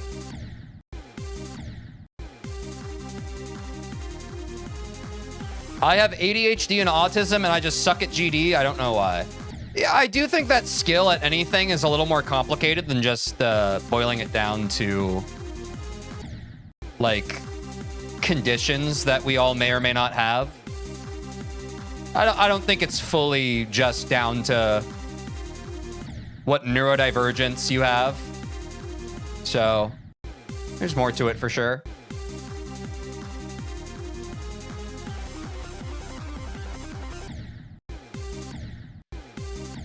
Woo!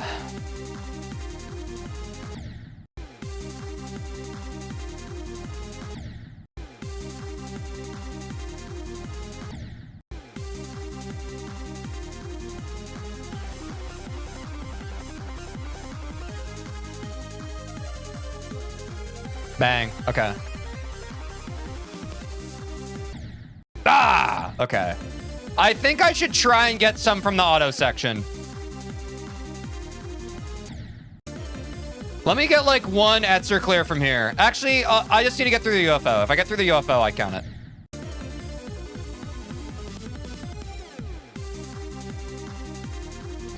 Honestly, the music kind of helps on this part.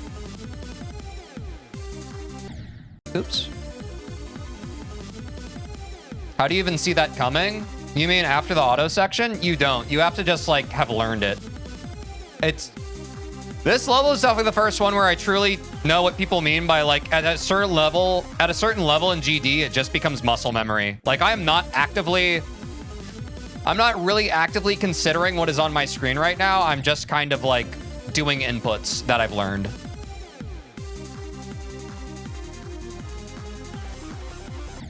Oops.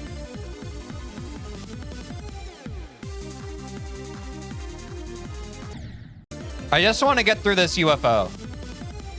I think getting through this starting UFO out of the auto is all I need here. And then I'll go back and start adding on a Sonic start positions. Have you died to the auto part yet? Yeah.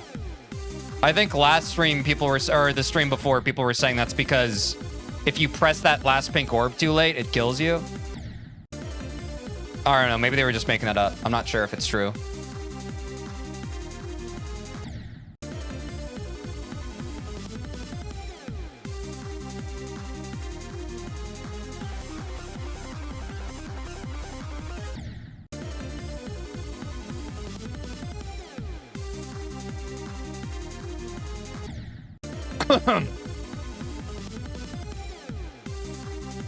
Just one UFO, bro. Just one. No, that's right. It's all about alignment. Everything in GD is about alignment, it seems. Wartrox was playing Bloodbath yesterday? Yeah, I saw. I didn't hop into the stream, but I did see, I think, the thumbnail.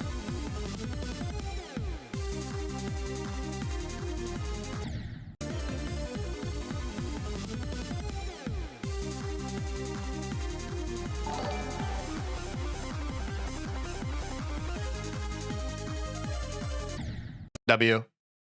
Huge dono. Rs 500. Wait, what is Rs 500? Rs 500 to USD.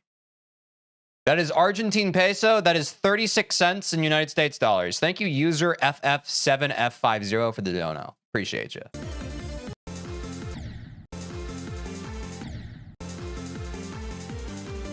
That's cash money, chat. That's cash money.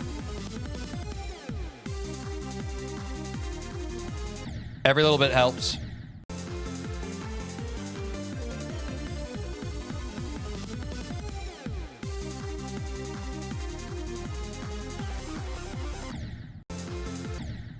I think that's fine. I think I'm going to tack on each of these a Sonic start positions, and if I can clear the UFO, I'll go further back until we get to a Sonic, and then we'll just be going for full runs to 100. You feel me?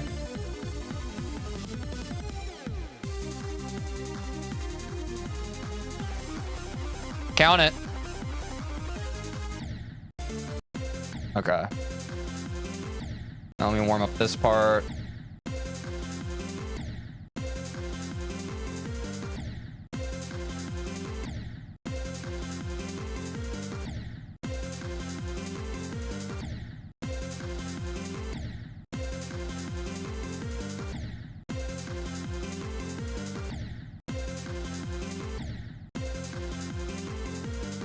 Hold up. This first, like, I feel like I need to time that in such a specific way. Like, where I drop really matters here. I still haven't really found... I eventually get the feel for it, but I don't really know how to replicate it right now.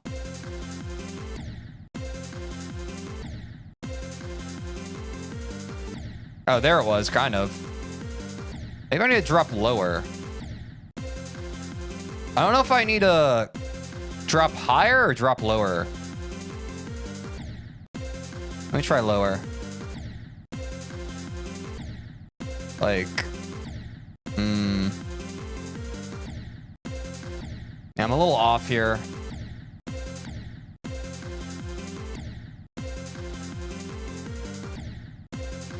Not gonna lie, I'm not usually this bad on this. I just fully can't feel this today. Huh. Okay, that was it. So what did I do different that time?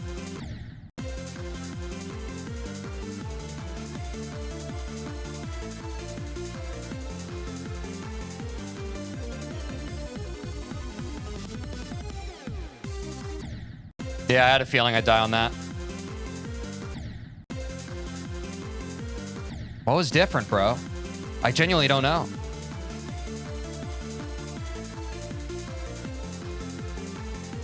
Ah, crap.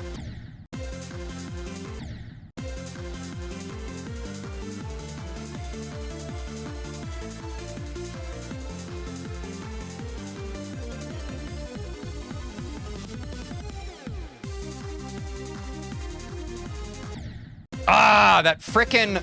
It's always that portal, bro. Oh, dude, I think you're right. It was my click pattern going up. I was just rushing the 3 clicks. Because I probably just needed the apex of my jump to register on the UFO before clicking. Yeah, there's like a certain timing to the clicks that I'm rushing, I think. Yep, you're right.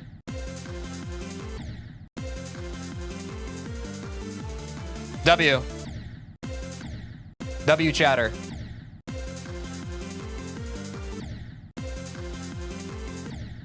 I was focused on the wrong part. I thought it had to do with my positioning with going into these portals. I was wrong. Or maybe part of that was right with my click timing, but yeah. Okay, now I'm overthinking my click timing. My first time backseating worked W. Yeah, W, thanks, man. Lycos, thanks. Crap. But that was okay, because I was wondering what I was doing wrong, right? You weren't just asking, like, unsolicited. Or you weren't just saying it unsolicited. I was like, wait, what am I doing wrong there? And then you gave what you thought the answer was. That's fine. W reading the room.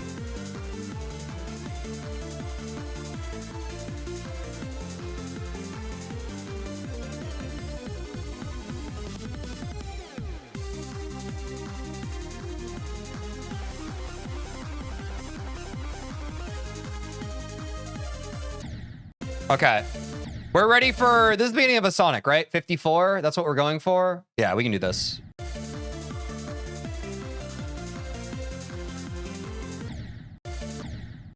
All right, chat. Our best run from 54 currently is 54 to 76. You can see it on the screen.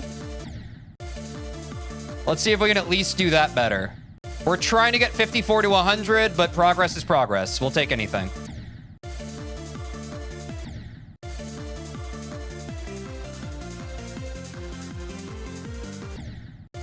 Yeah, that 59's a bit of a struggle today. Gonna take me a second to lock into the flow of that part. And I overpress there. Panic. All good.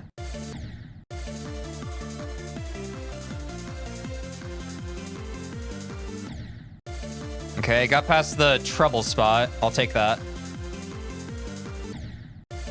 Yeah, I just need to click a little faster there.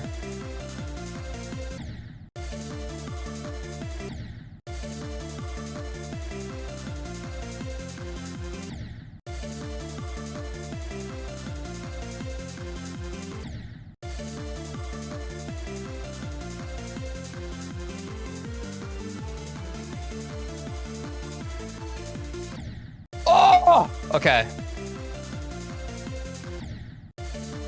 Getting the ball is a W.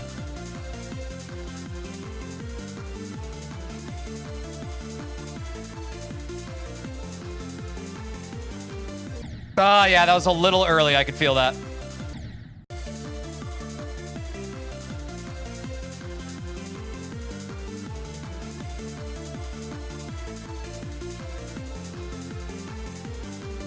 Even that was a little early.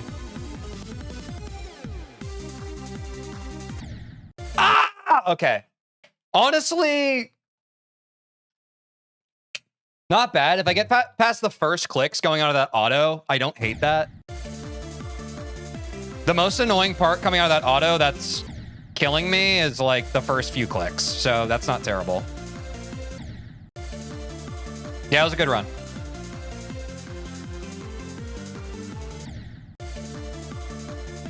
That was interesting. Okay, I'm getting the feel of that more. Limit testing, now I can lock it in. Yeah, no, that's stupid. Okay, I need to stop thinking on that part now. I have it figured out.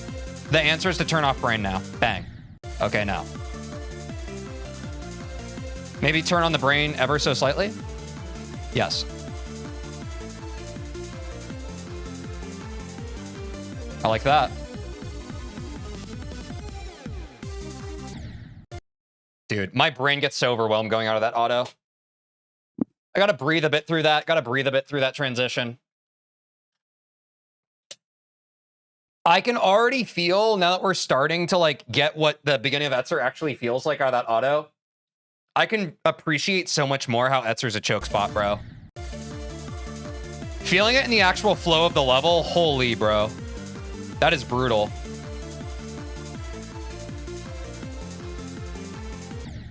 Ah!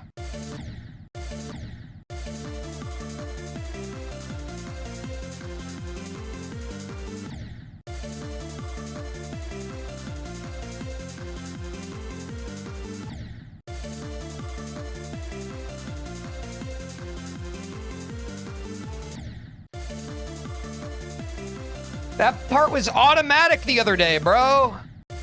Why so sticky? Oh, is it because progress isn't linear and the parts that you have trouble with on any given day are going to change? Yeah, but it's still frustrating.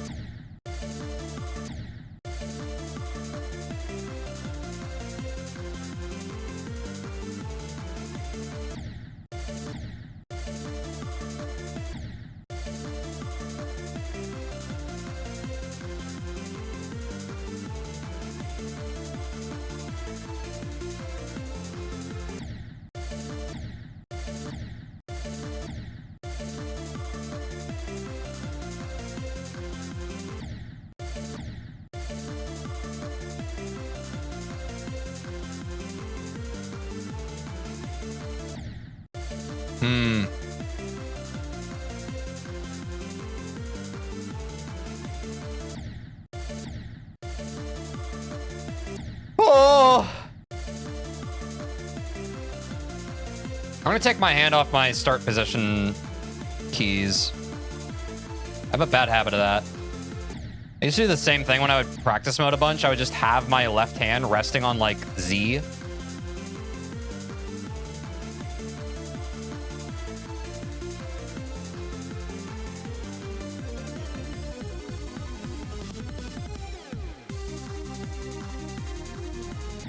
Oh, okay. That was good.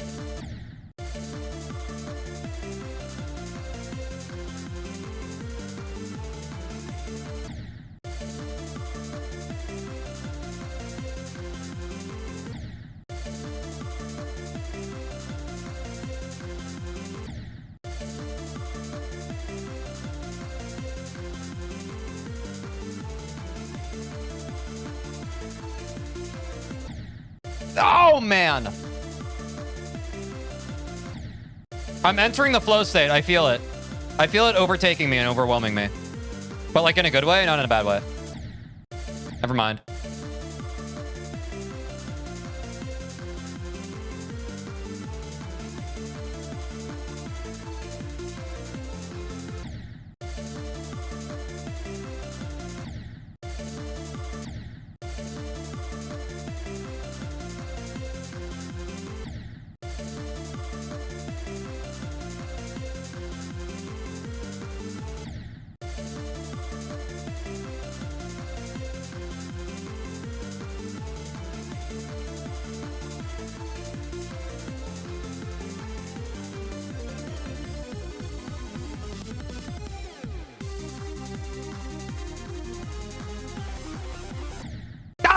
Okay, I think that was our furthest run today.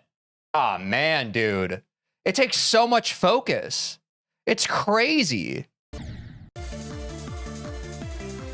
Why do you low-key sound like Homer Simpson when you get far into a run and die? I don't know what you're talking about.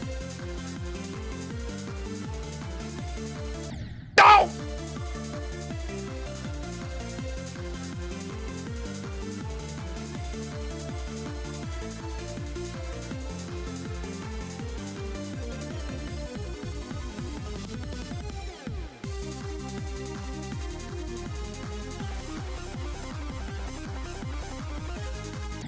Dude, oh, the choke. That was 77? That's better. That's a new best. That's a new best.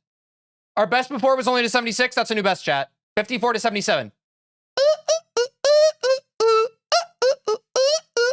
Go! Oh, my God. Ah.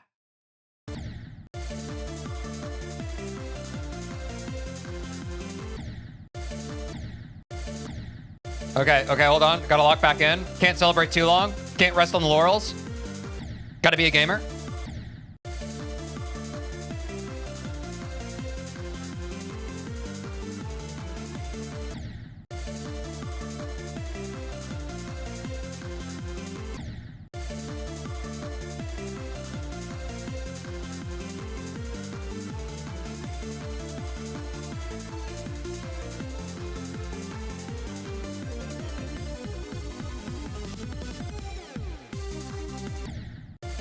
Choke.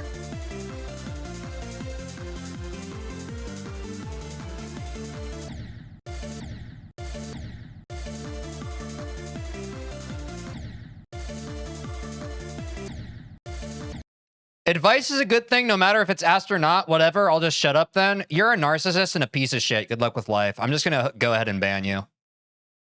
Don't talk back to my mods. You're a fucking loser.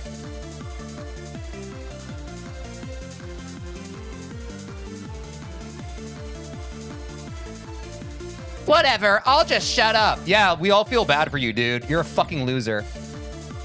And you're manipulative. You're a pile of shit. Go to therapy.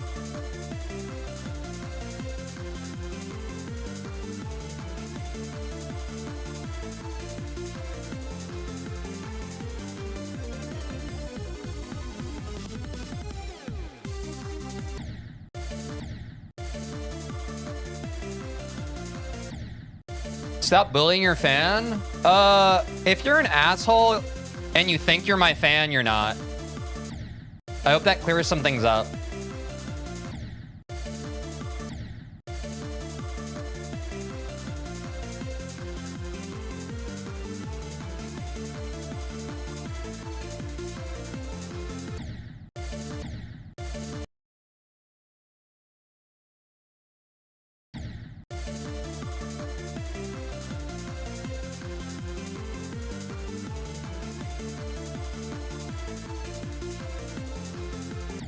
Oops. How's your day going, boss? Great. How's your day going?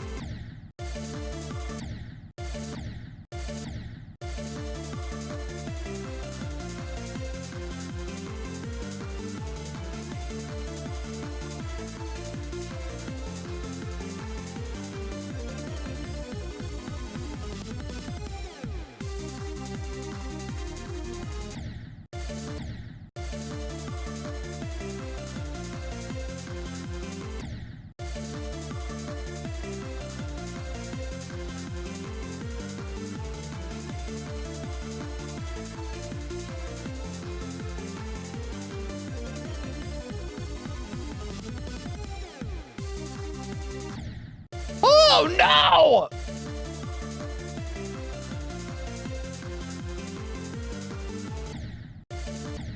W, everybody in chat who knows how to vibe and get along. Y'all are the champions. Love y'all.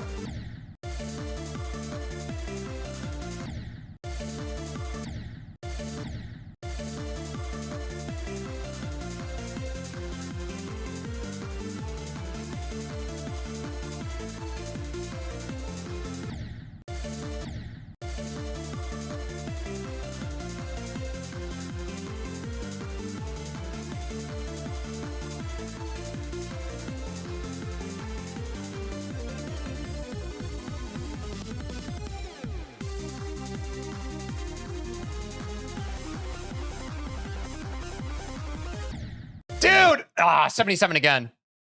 We count it. We count that. We count that. 77 again. We count it. We count it. Count it up. Count it up. Count it. Count it up. Count it up. Count it. Can't take it when you die, but you can't live without it. Bang.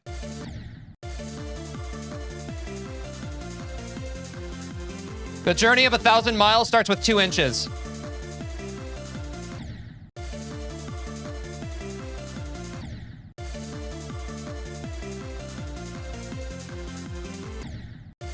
Bro, come on.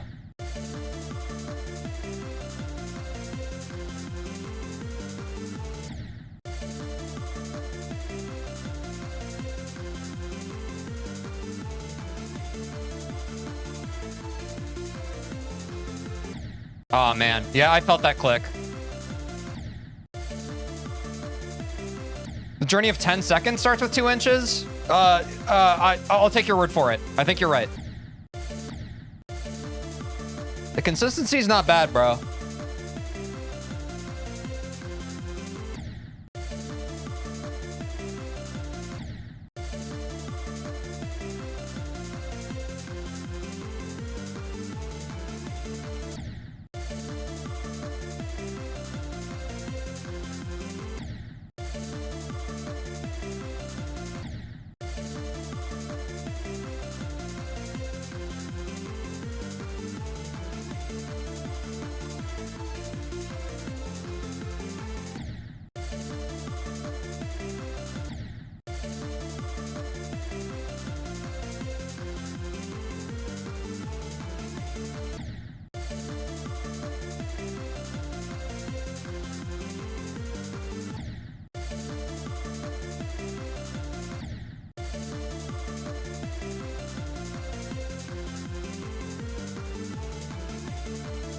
No!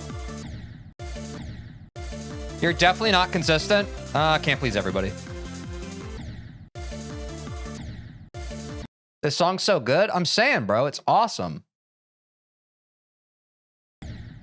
What level do you think you'll play after this one? Plan is to jump the Sonic Wave after we beat Bloodbath. We never stop jumping. Which, in my opinion, Sonic Wave also has a W song.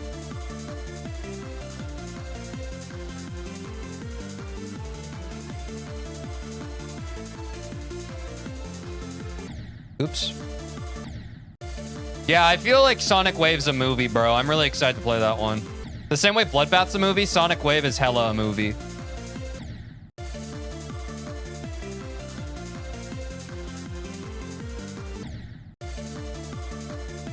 Which song is that? I don't remember. I would just look up the showcase.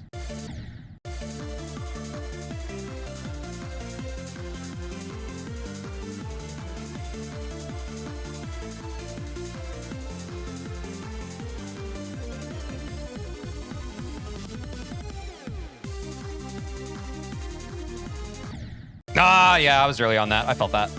Fair enough. You win this time, click.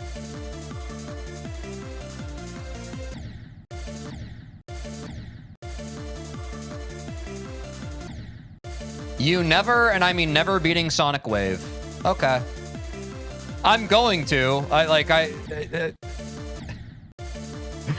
don't know what it affords you to just like not believe in other people, but good luck. I don't know if people want me to respond to those messages.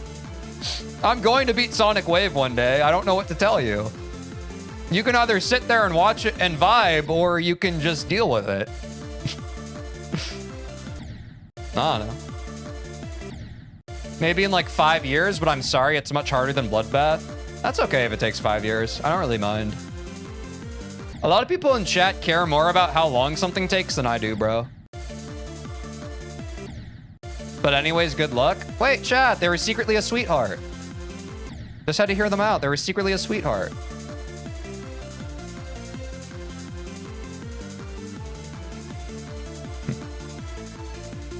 I love that genre of chatter. The person who comes in just like, bro, you're never going to achieve what you're going after. And then I like read their message and they're just like, good luck though. What are we doing online these days, y'all? Like, what is this? We live in the Matrix. What's your favorite part in this level? That's a good question. I don't know.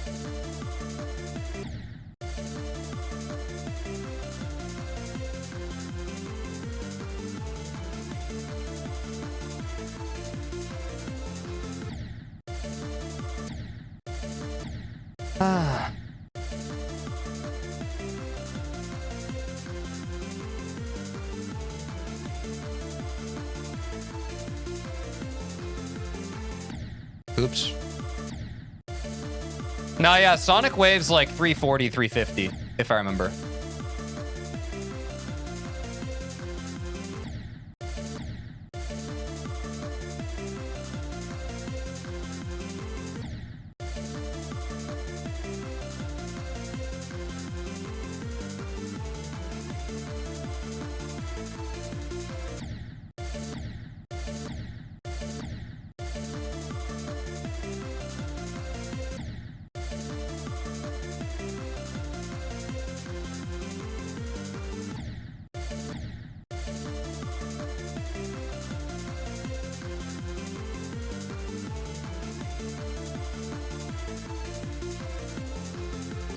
Oh my god, dude. My eyes are getting weary, chat. Too many clicks.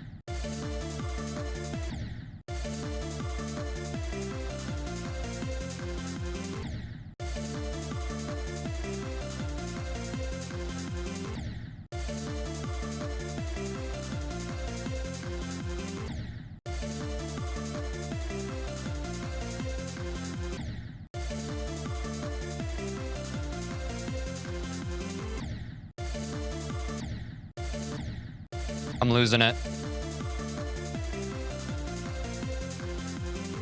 How are you dying at 65%? It's just spam. 0 out of 10 rage bait, pal. Time to hit the books.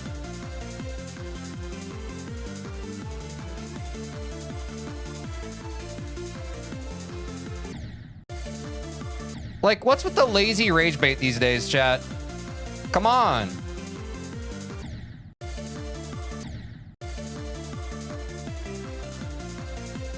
That's like the same tier as bro stop dying. Are you even trying? Are you even trying to hurt my feelings right now?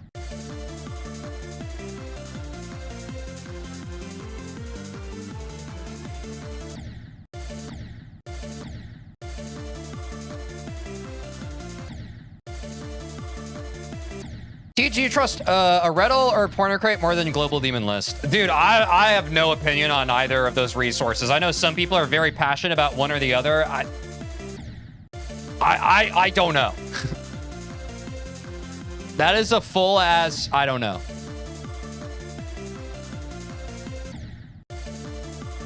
But I know there are opinions. I just don't have one.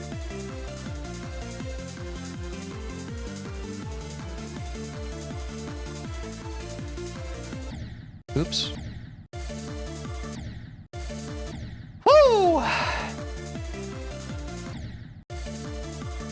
I wish I had all the answers, chat. I unfortunately don't. I'm just a guy who plays a video game at the end of the day.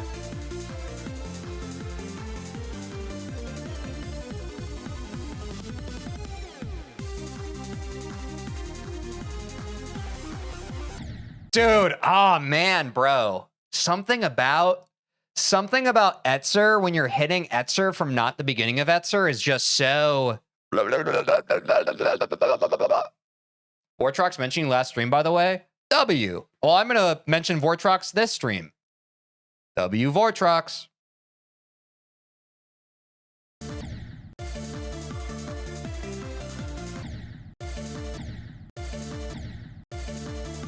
Teej, will you do some easier extremes after Bloodbath and before Sonic Wave? Nope.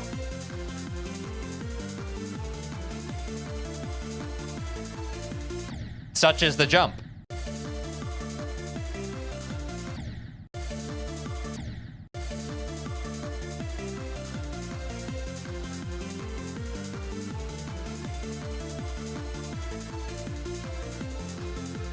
Oops.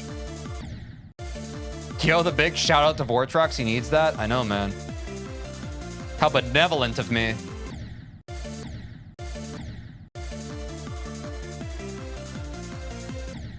Oops. Oops.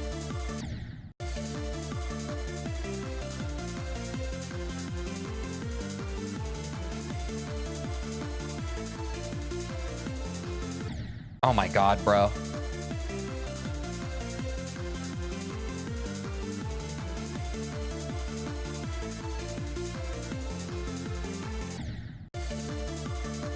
We're about at our limit today, chat. We're about at our limit.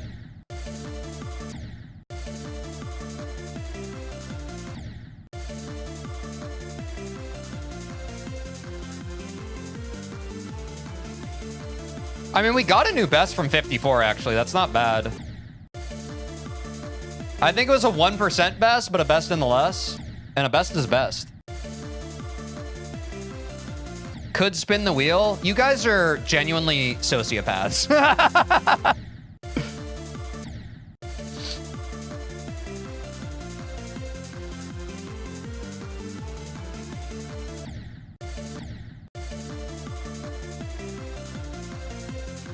Man, it looks like the streamer I'm watching is getting pretty tired.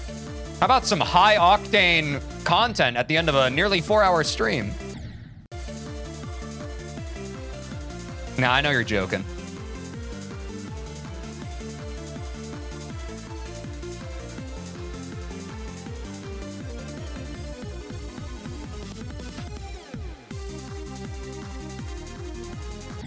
Ah, Nutter Butters.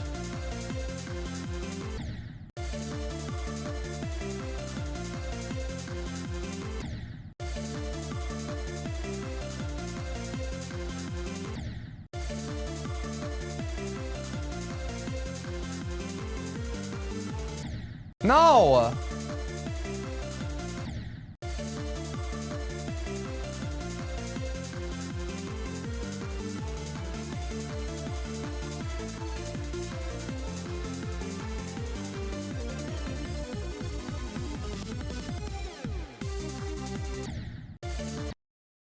That's it.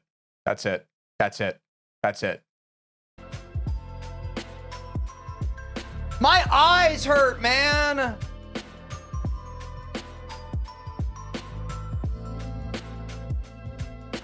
They hurt.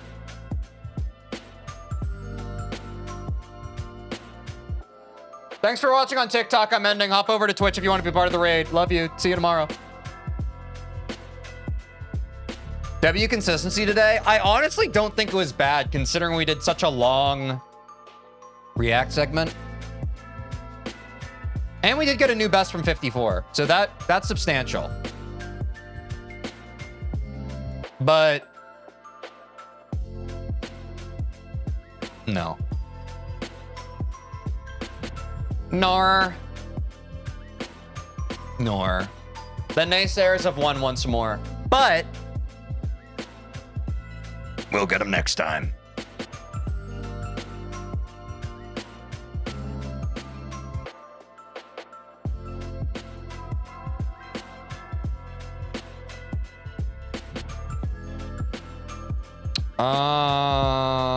Toph just went live, so let's rate him.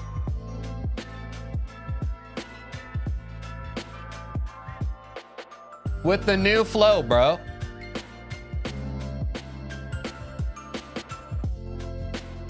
All right, chat. Also, tomorrow might be starting stream a little later because Quinn and I are doing episode 2 of the Minecraft hardcore.